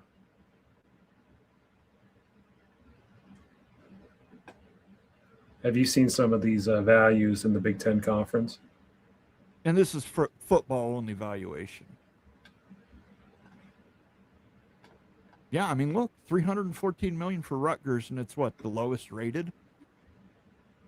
That's pretty damn good.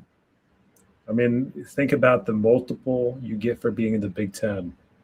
The upside. So if Rutgers was in the Big 12, what the heck would that $314 million be? You know? Ifs and buts for candy and nuts shoot. Man, it's wild to see this, Moan. I'm not gonna lie, it's wild to see this. But look at Minnesota. Minnesota, middle of the pack, $629 million. $629 million. Yeah, that'd be second in the Big 12. Yeah. Illinois, $568 million. And I think they're making the playoffs this year, and I think they're going to be even more valuable. Northwestern, as much as you like to bring up Northwestern as your primary candidate and your example every time we do the Big Freaking Friday show, Northwestern is at 36 with almost $500 million and a brand new billion-dollar stadium that they owe zero on. All I'm saying is that there's some milkers in the Big Ten Conference. Absolutely. Daniel Gygax with the $5 super chat. Thank you for joining us tonight, Daniel. I do appreciate it. Of course, Daniel helps out here. He is a producer on Nate's show on Tuesdays, and then he does his shorts on the channel, I think, every Monday. It's pretty regularly every Monday, depending on how Moen feels on Monday because he does the editing. But he says, here's my question. If the cap on schools is removed, will the Wolfpack backpack and Cavalier souvenir still be an issue? And big or small scoop. If the cap is removed, the Big Ten's going to 24. The SEC's probably going to 20. If need be, they would go to 22. If they wanted to match the Big Ten at 24, they would add Kansas and Oklahoma State. And that's my thoughts. I have not talked to Mr. Wizard. He's been in Chicago all week. So that's just my personal thoughts. So don't report that as reporting. Do report it as reporting. I don't care. I got video proof. So yeah, that's what I think. What do you think, you? The Wolfpack backpack in any situation, in my point of view, is will be severed. I've been on that since day one, Mo, and you disagree with that. We're fine with disagreeing. We just have different viewpoints on this. I just don't see the value. Wolfpack will be a great addition to a best of the rest or the Big 12, or if the ACC poaches the Big 12. Whatever exists, they're going to be one of the best members of that new conference wherever they fall. And then like with Virginia Tech is a little bit more tricky. I still think Virginia Tech is left behind. It doesn't make its way to the SEC. It's not going to go to the Big Ten. It's not AAU. It's not one of their top targets. It's SEC or bust for Virginia Tech. Just see Virginia being a more valuable property. Virginia Tech would need Virginia going to the Big Ten. Then that might open up a possibility. There's a chance that Virginia Tech could make its way to the Big Ten Conference. By the way, scroll up to the ACC once more. Okay. I want to point something out here. So, next time the AAU adds a member, Florida State, Virginia Tech, North Carolina State, I think are three of your most likely adds, along with re-adding Nebraska to it. Florida State, Virginia Tech, North Carolina State. Those are all going to be AAU schools. The next time the AAU adds those 3 schools in the ACC will be added to AAU. In the SEC, you're probably going to get Georgia added. In the Big Ten, there's only one that's odd man out, and that's Nebraska. And with the ruling that they can include their medical campus in Omaha into their NSF herd rankings, Nebraska is going to get back into the AAU. So don't be so quick on saying Virginia Tech's not going to be in the AAU, North Carolina State's not going to be in the AAU, Florida State's not going to be in the AAU, because they are. I think it's a given that those 3 ACC schools move up and join the AAU. If that happens, that's going to be a massive swing factor, especially for the Hokies. I think in realignment, desirability, all of a sudden they'd be in the Big Ten, binoculars, looking at them at least and stuff. They don't bring the biggest market, but I don't know. I mean, maybe Big Ten still wouldn't have them at the top, but that would make them extremely desirable for the SEC, I think. I think Virginia Tech gets to the Power 2 more easily than NC State. And I agree with you. And I think we talked about it last Friday, what Mr. Wizard told me, that it's Virginia or Duke for the Big Ten. It's not both. So if the Big Ten takes Virginia and in some former fashion, 1920, the SEC would love to have Virginia. Virginia Tech's more of an SEC school anyway. SEC environment. Virginia is more of a Big Ten school. It is. It's old money, very haughty, lots of research, gives the Big Ten an access into the Washington, D.C. Beltway. So, there you go. Comments? All right. Well, let me switch this back to get us in the right place here. We'll go back to comments here. Some of these are older comments, but we do want to make sure we get to them. Manic Reaction says, Glenn Levitt does not do it for me. I agree with you. Maniac reactions. Manic. Vox Quindaros, he says he's drinking Woodford Reserve straight bourbon. Let's go.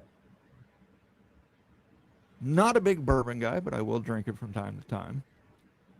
Cal Bears Grace says, makes the most cash sense to me. Move the top 2 to 4 top Big 12 brands to the ACC, backed by ESPN and the ACC network.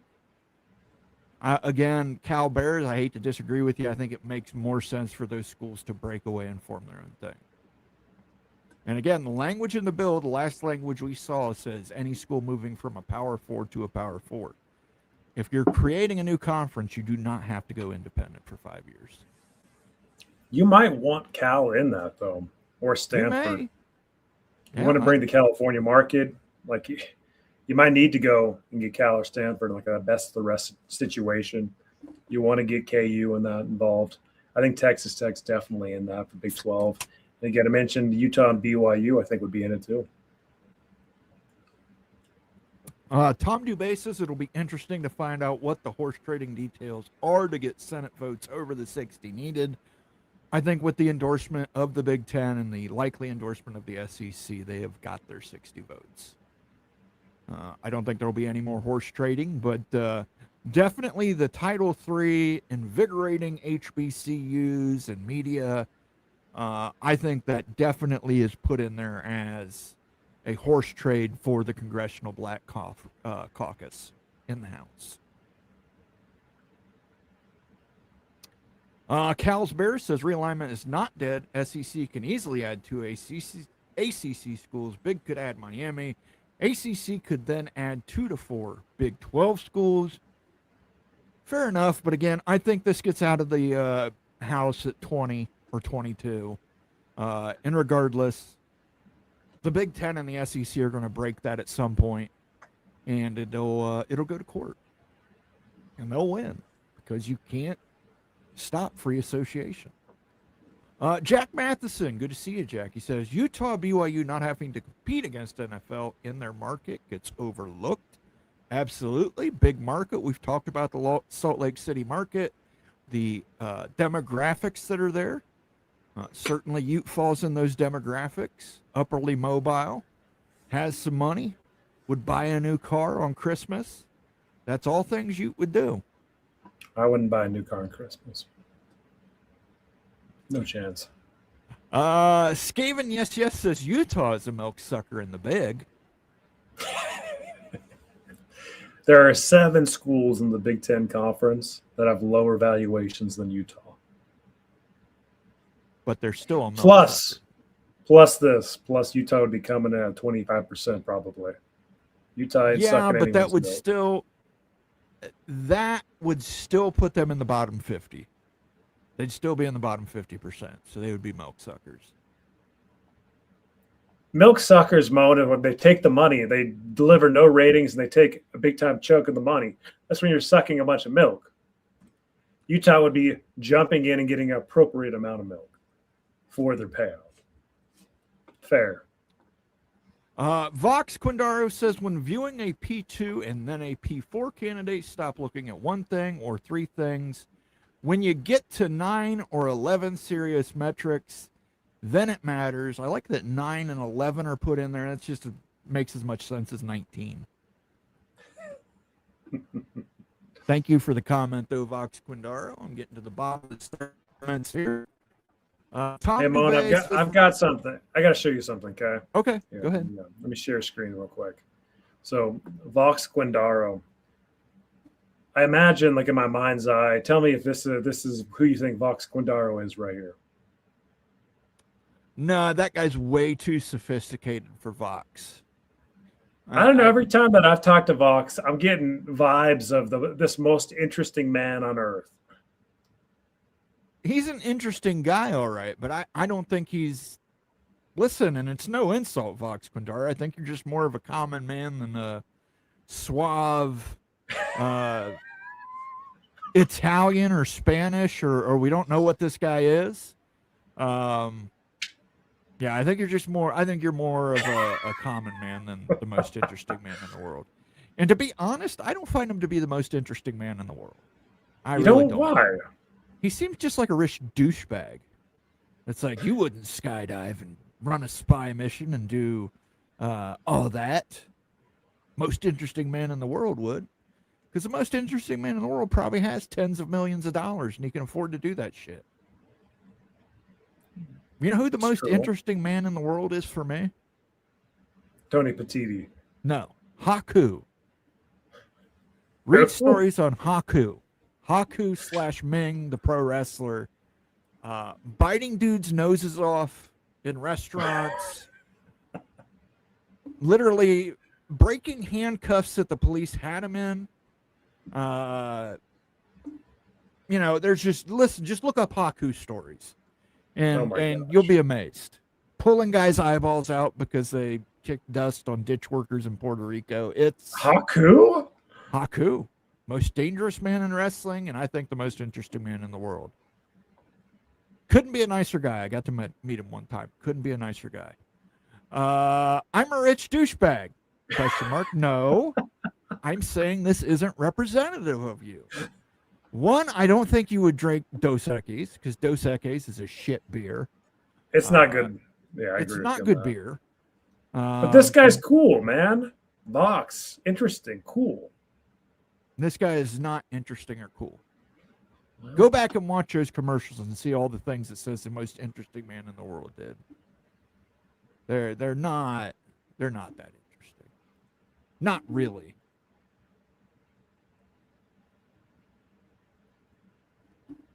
Like if he derailed his train with a penis and then ate it piece by piece, then I would call him the most interesting man in the world. But Vox Quindaro says Kansas could deliver votes. Maybe that matters. Might be right. Kansas. But Kansas again, I think you will need the be Big Ten. You need the Big Ten to go to 24 for that to happen. Virginia Tech left behind makes no sense whatsoever. None. I feel like Virginia Tech and Utah are in the same type of realignment pickle. Both of the schools bring value. They're kind of like, they're not the top of the top, but they're really valuable assets. They're similar in a lot of ways. I really like Virginia Tech, but I kind of feel like they're almost like a doppelganger over in the ACC in a lot of ways for Utah. What do you think about that? I listen, and I put it this way: the problem is they've got UVA in their state. Right. Again, I agree UVA is kind of a blah brand, but the SEC desperately wants UNC. If they're taking a school in Virginia, UNC wants UVA. They want to continue what's known as the oldest rivalry in the South. So it's not. I understand Virginia Tech is worth more money. Virginia Tech has a better football program. Obviously, with James Franklin joining, I think they're going to shoot through the roof. That could be a dark horse playoff team this season. Would not shock me. I mean, James Franklin is a good coach outside of a few questionable decisions. But, yeah, sometimes you got to – I know it makes no sense when you look at it on paper, but you got to look at UNC, and they're going to say, well, we want to make sure that we have UVA with us. And they'll be the North Carolina backpack. Who is Virginia Tech's doppelganger? In what conference? Any conference. I would say, well, no, I wouldn't say Georgia Tech.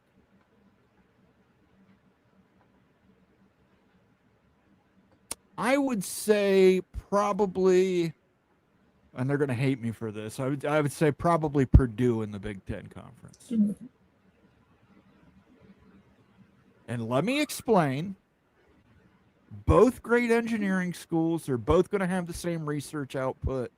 When Purdue can actually put a fucking winner on the field, Purdue draws. You've got, and I understand a lot of people are younger than me. They do not remember it. Purdue used to be known as the cradle of quarterbacks.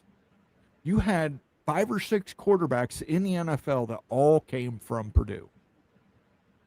Drew Brees held the Big Ten passing records for years and years and years, came out of Purdue. There was a time when Purdue was a powerhouse. And it wasn't that long ago. I mean, outside of the Hail Buckeye, they almost knocked off the Buckeyes their national championship season, which would have put, that was when there were only 2 teams. That would have put Ohio State out. So I would say Purdue or Georgia Tech. Listen, I think those are the 2 schools that they're the closest to. They're both engineering schools. Now, I understand Virginia Tech has had relevancy more recently, but I think Purdue has a couple national championships in football. No way. Mistaken. Yes, they do. Absolutely. Look it up. No. Purdue? Yeah, ask Claude AI. I'm sure they do. There was a time in the 50s and 60s when Purdue was really rolling. The Eye Patch 11 says, go Utes. Well, there you go. Let's go Utes. Purdue does not have a national championship mode. They don't have any? No, that's Big Ten thinking. That's like. Well, how many national championships does Virginia Tech have? At least they got to a national championship with Mr. Vick. That was a great team, dude. That was a great team. That wasn't the national championship. They lost to Auburn that one year. When did they lose in the national championship? When, like, I thought they were in the national championship game like in the late 90s or whatever, right? Early 2000s. No, it was the early 2000s, and I don't even believe Michael Vick was on the team still. I think it was Tyrod Taylor at that point, but I could be wrong. That was early 2000s. There was a lot of things going on for me in the early 2000s. So I think they lost to Florida State in like a championship game, maybe like Orange Bowl or something. I don't know. Must have been before BCS took effect then. I remember Tommy Tuberville had his best season at Auburn, beating Virginia Tech in the bowl game.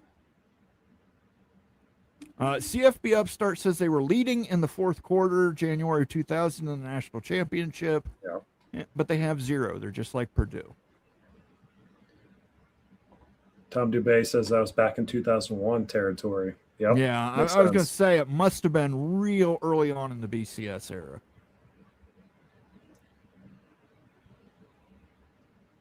But was Michael Vick still the quarterback in 2001, or was that Tyrod Taylor? I just remember Virginia Tech was like everything for a 2-year period. When Michael Vick was with that school, they were so explosive, and like no one had seen that for so many years. And they had an elite defense. They should have won the title. That was like in Beamer's early heyday.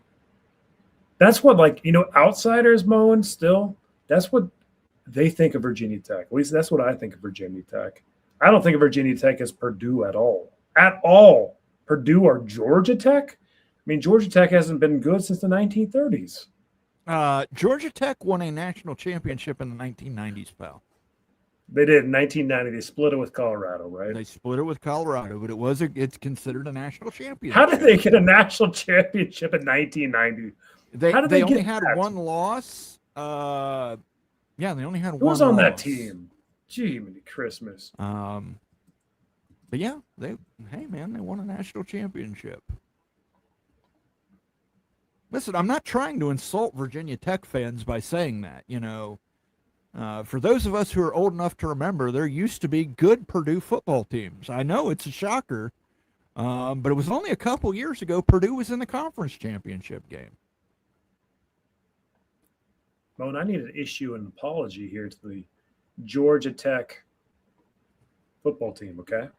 Yeah, they won. I had no idea. I had no idea here. Look, they've got 4 claimed national championships and 3 unclaimed. Yeah. They must be one of the most winningest programs as far as national championships in college football. Dang. Holy smokes. Yeah, They've the got 7 claimed one, champions. the consensus national. There's so many things we could go through with the national championships: claimed versus consensus versus this factor versus that factor versus this, organization versus that organization. But yeah, Georgia Tech's got some championship teams on there. Like I said, their most recent was 1990 when they tied with Colorado at the end of the year for the, I believe, the AP national championship. I wonder who do they play that year? Let's see. Georgia Tech, Clemson, Virginia. That's shocking. Yeah, I think that was Dooley. Dooley was the coach at Clemson at that time. Dooley. That was probably that was well before Derek Dooley. I'm sorry. KU beats Virginia Tech Tyrod Taylor's ass in the 2008 Orange Bowl. There you go. That was amazing. Do you remember that game with Mangino? I remember Mangino. Why did KU fire Mangino? The guy was the best coach. That's like the most forgotten best coach in the world, Mark Mangino. Yeah, but he put every buffet in Kansas City out of business. I mean, you got to think of the economy. Tom Dubay says he's pretty sure it was Vic. How sad is it that a bug eater rooting on a Ute FFS? I grew up when Nubs had singular pride.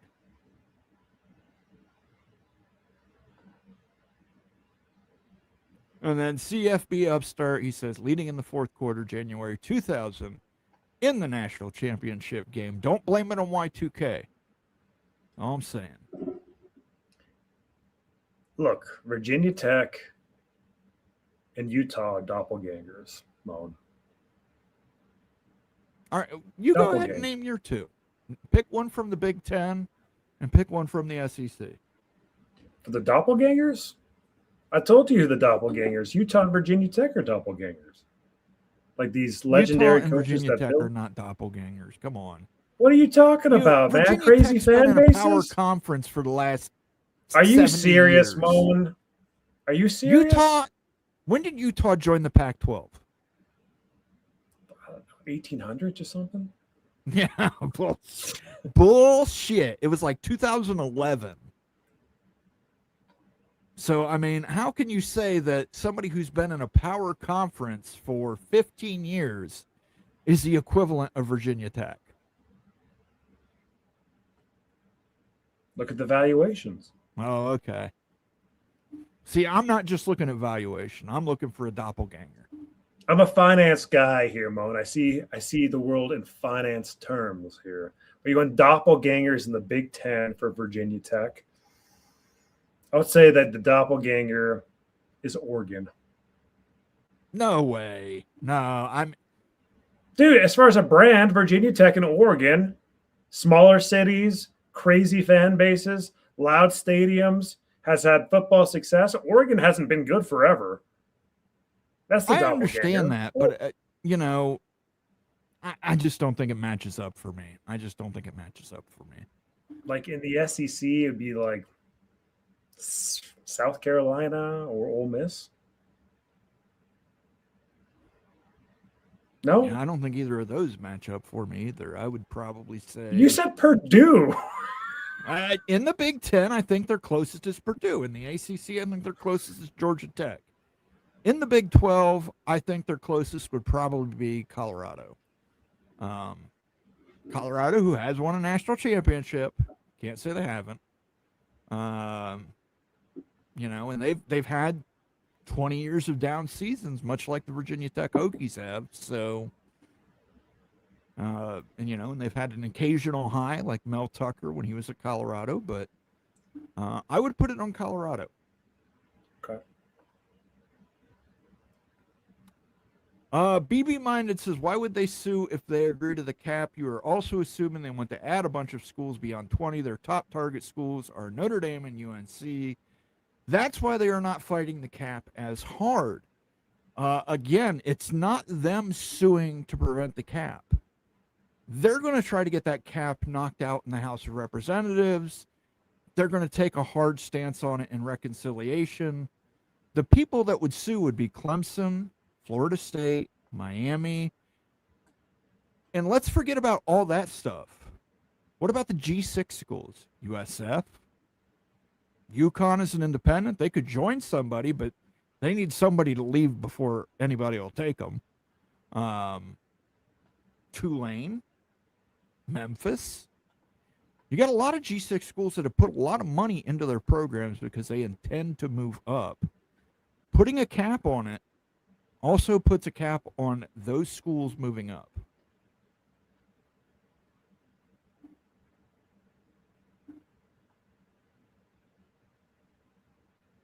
Vox Quindaro says, do you remember the Carta Blanca bottles with the bottle openers in the bottle?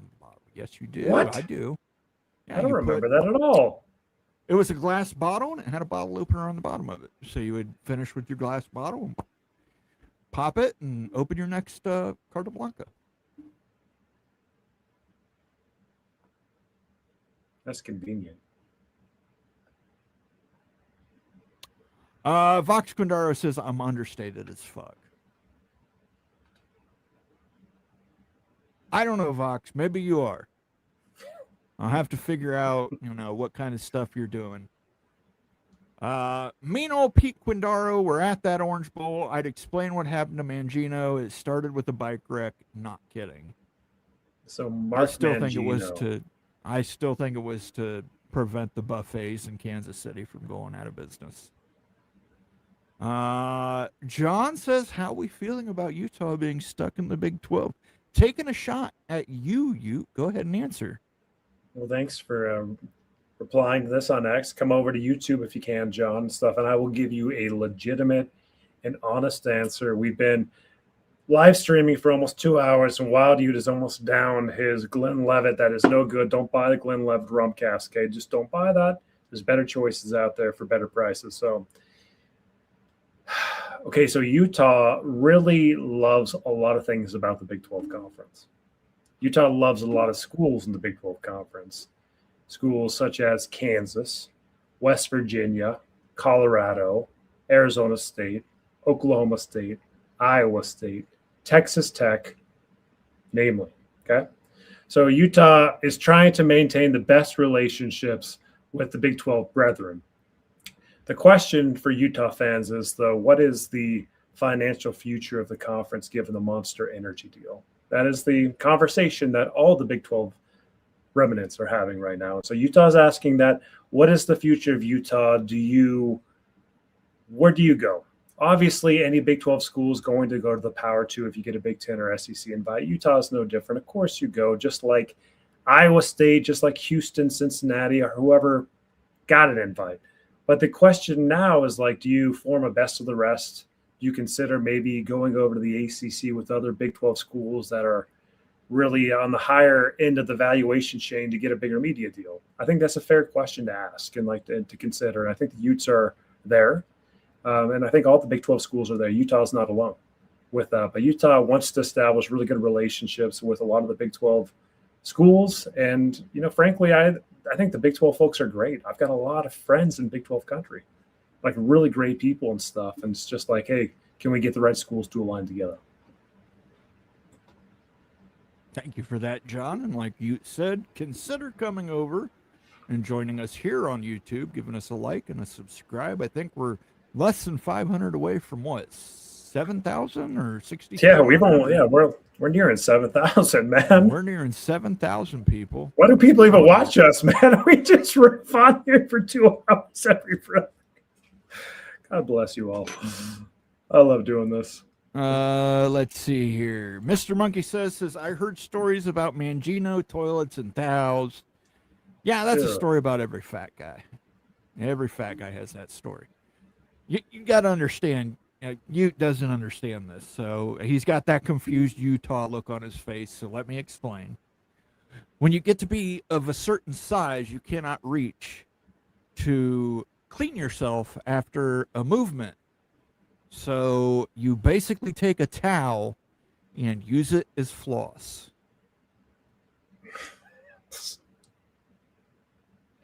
See, I love explaining these things to you. I just love the reaction.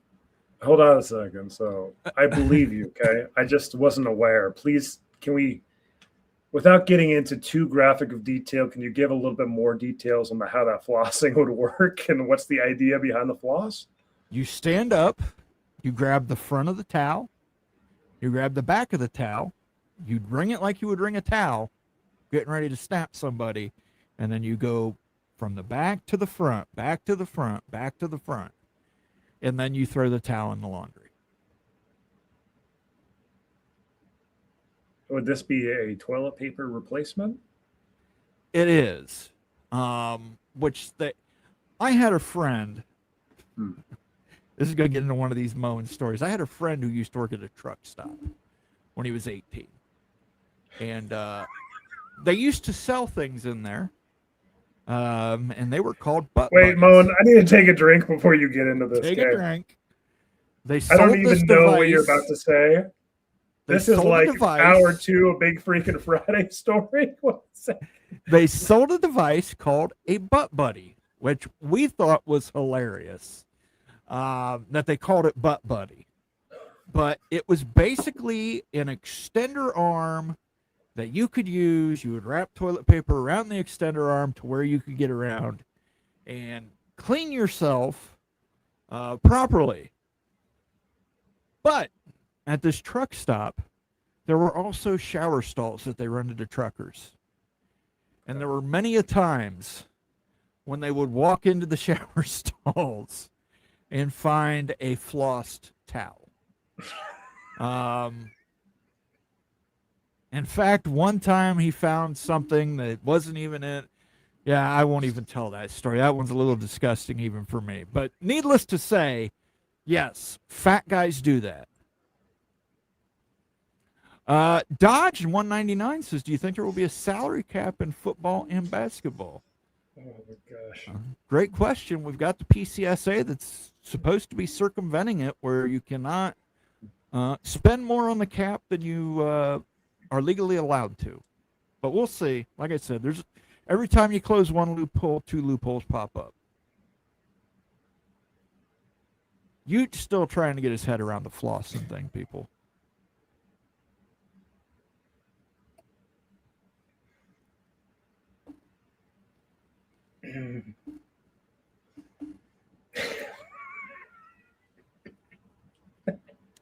PSU, thank you for the super chat, by the way, Dodge 199. Thank you for being a member. We do appreciate you. Check out the member videos on the channel and our members only live streams. We do 2 of each once a month, a minimum of 2 of each once a month. I think this month we did 3 and 3. Pretty cool. PSU Nitwit says, what would the ACC be worth with an ACC West, Cal, Stanford, Arizona State, the Four Corners, and BYU? $65 million per school.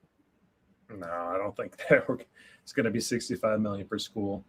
If you added that stack there, you're probably looking at like with a rated ACC, it's probably not going to be any more than high 30s to maybe 40 million in today's dollars. It's not going to really lift values that much. Like I know, like with the ACC network component, you're getting into California, Utah, Colorado, Arizona in that case, and I don't know. Maybe there's more juice there and stuff. I don't think it's going to be a big enough swing that you actually make that jump. So. Thank you for that super chat, PSU Nitwit. Maybe that's a video that you could do and figure out what the. That's a dang good question, though. Use your. And he deserves a sounder. I just need to get composed again. Yeah, man. I'm going to get sounders after this. Freaking kill me, Moan. Ryan says, why West Virginia, BYU, Utah, and Colorado to the ACC? I just don't think West Virginia cuts the mustard when it comes to academics for the ACC nerdery. The schools that are left behind are probably going to be big nerds, and I don't think they would. BYU has enough football value and enough. I'll be honest with you, Ryan. I don't even know if BYU makes it. If you're taking Utah, I don't think there's any point in taking BYU. Look, BYU is a super valuable brand. Like we know that. I agree with you. I think you're taking one of the two. I don't think you're taking both. It's interesting because I kind of thought that for the longest time, but looking more just like at, I just, when you're looking at that, like best of the rest world and everything, look, you might need to do it anyway, just for like the brands. I don't know. If you're trying to get the best media deal for a best of the rest, you don't double up in Utah. You take one or the other. If I was going to take one or the other, no offense, I would take BYU. You're right. It's a bigger brand. It's the official university of the LDS Church. There's LDS members, millions of members across the nation and internationally. I think you take BYU. But I don't think you can take both. An interesting thing is like, like there's going to be a lot of questions. There's a best of the rest form. Like, do you double dip? Do you want alignment? Does even like alignment with like your academic pursuits and stuff matter at any point anymore? And if it's all just off the table, just based on football and stuff, there's decisions to be had if you're not going to double dip in a market for sure. But like, I do know this, Mona, and like this has been mentioned too. When private equity came in, it's been reported that schools showed up to get private equity pitches in ACC and Big 12, and not everybody necessarily was invited to those, right? Do you remember those conversations? Yeah, I absolutely remember. And so some schools were involved. North Carolina was involved in those. Florida State was. Utah was too. So I think that with alignment-wise, I think that you probably get the nod still, given that. But I understand your point. BYU is a great brand. It is. All right, Dodge, let's get a sounder for you here. You hear me? You're a bad man for PSU Nitwit. Let's get a little cougar.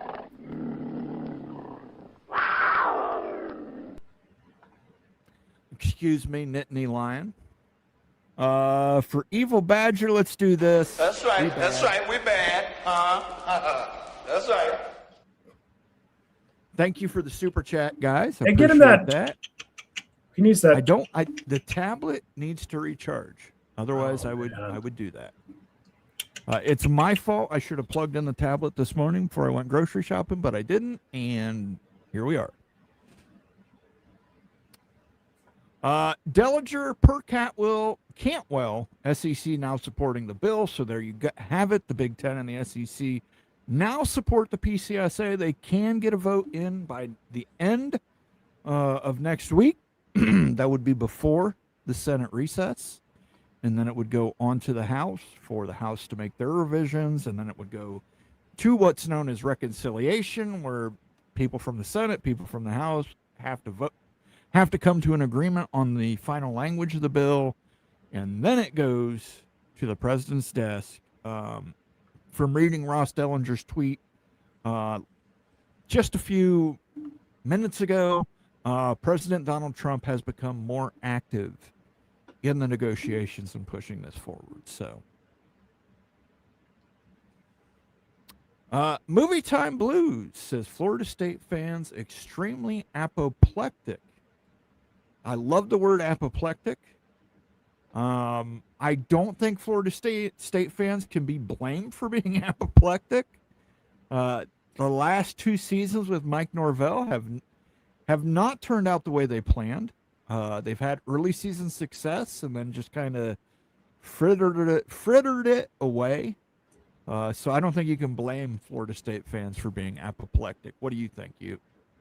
I don't think that Florida State fans are too upset right now. I mean, like, it's Florida State's in a kind of a weird spot, seemingly based on like just fan interactions and everything.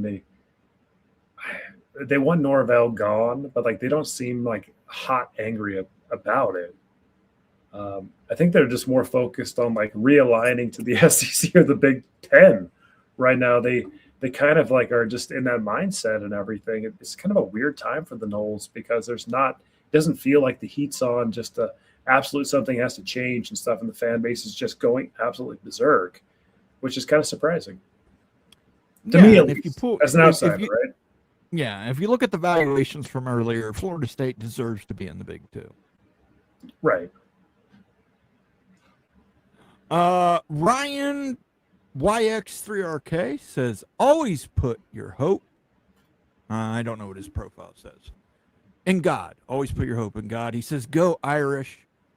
Put your hope in God, because I wouldn't hope for Notre Dame to win a national championship, because they ain't won one since Ronald Reagan was president. True story. And in that time, Ohio State's won 3.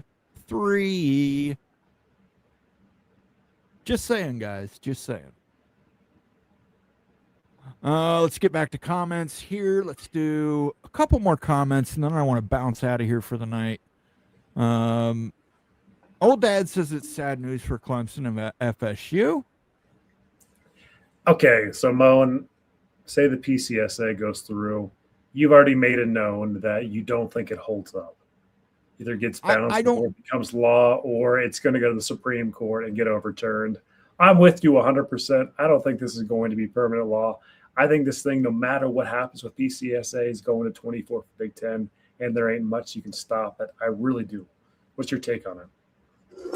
I agree with you. I think if this gets to reconciliation, it's at 20, the cap.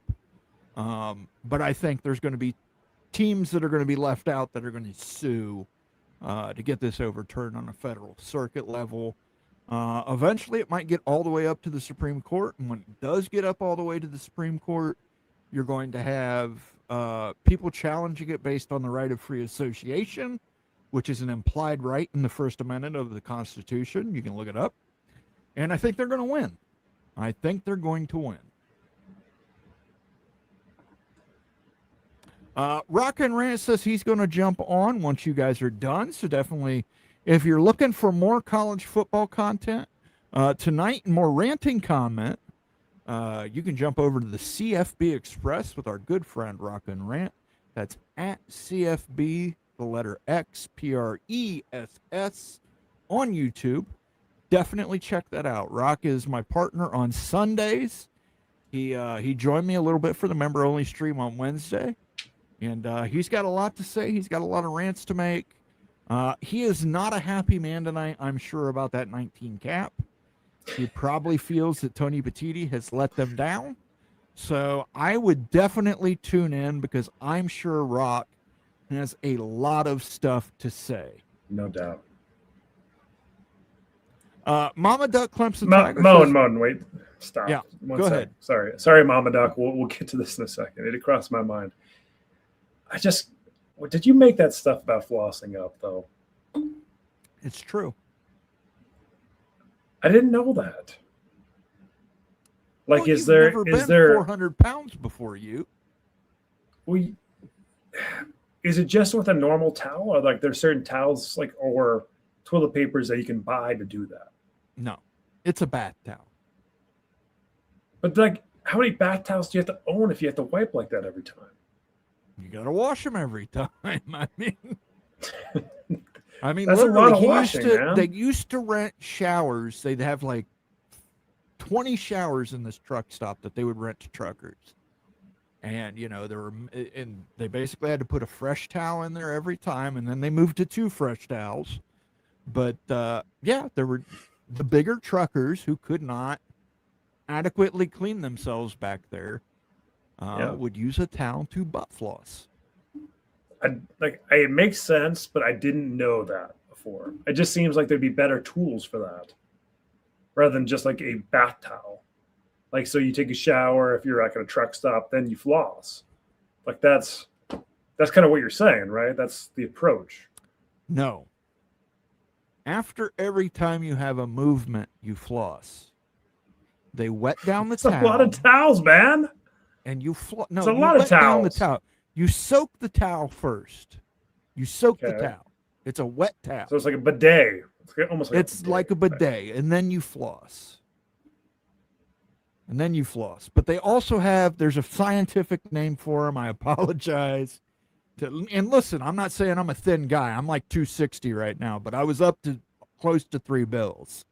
But they do make a device for people that are overweight or disabled that you wrap toilet paper around it, and it's an extender to help you make sure that you're feeling fresh. I think that makes a ton of sense. That makes a ton of sense. I'm sorry. Listen, old dad, I'm sorry, but you brought this subject up again. Sorry, Mom. I don't give it up. I have not encountered. I don't know some of these things. I apologize to anybody who doesn't want to talk about that. It's just dang interesting, and I want to know more about it. It sounds like a good business to get into. Actually, if people are using a bath towel, seems like there's a real need here, Moan. I think you would do well to stay outside a truck stop for about 8 hours. Learn what trucker bombs are. Learn about what lot lizards are. I think you'd be surprised.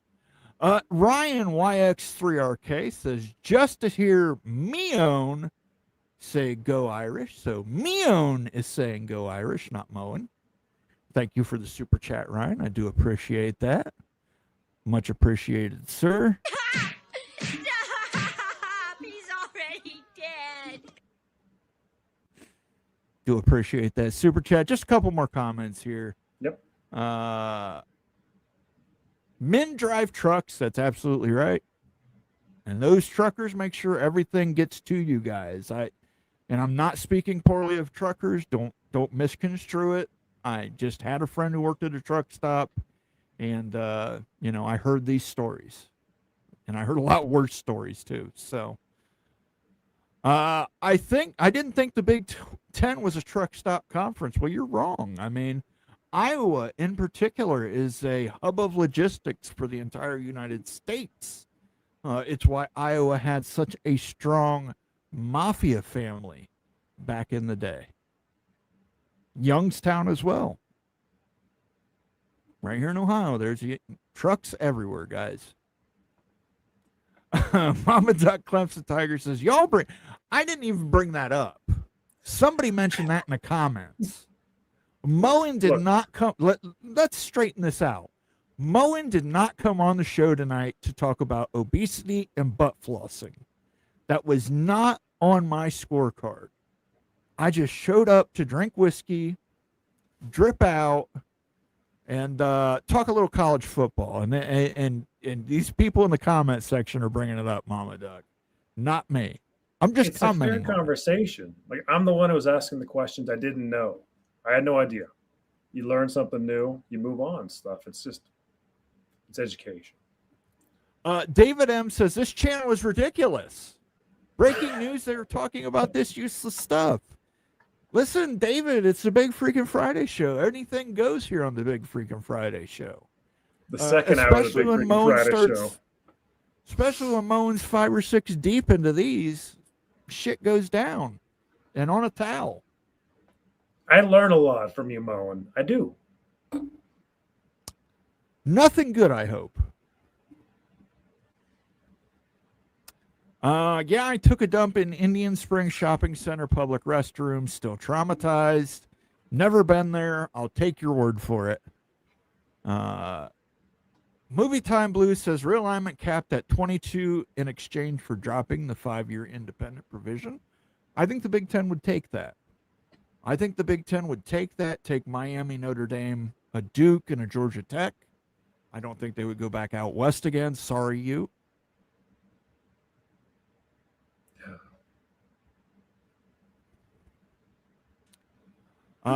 Arningad lets us know Walcott, Iowa is the largest truck stop in the nation. Iowa 80. Absolutely right. Iowa was a logistic hub. That's where things went to fall off trucks. Stormy Cyclone says it's a town in itself. I'm sure talking about that town. Rock and Rant says, oh shit, here we go again. Obviously, the GTA meme. We appreciate that. And we're going to end with Shonsky. They better have a good washer and dryer. They had industrial washers and dryers. They were constantly washing and folding towels. My only question is why they only had white towels. I think you would go with something beige or a neutral. But hey, look, it's not, I don't run a truck stop. It's not me. I want to thank everybody for joining us tonight. For myself, for my partner, Wild Ute, who learns new things every Friday. And for Ryan, who says, dang Moen, go Irish. I do support an independent Irish Republic that includes Northern Ireland. Thank you, Ryan. I will say go Irish. For myself, for Wild Ute, I will catch you on Sunday with my partner, Rock and Rant. Go over to his channel right now, CFB Express. Show that man some love. Bring up butt floss into him. We've had enough of it here tonight. Thank you all for joining us tonight. I will see you on Sunday on Mowing After Dark. And I will have a members-only video coming out this Thursday. So definitely check it out. Until next Friday, guys. Peace out. We love you. Bye-bye. Big freaking Friday show, yeah, we on the night.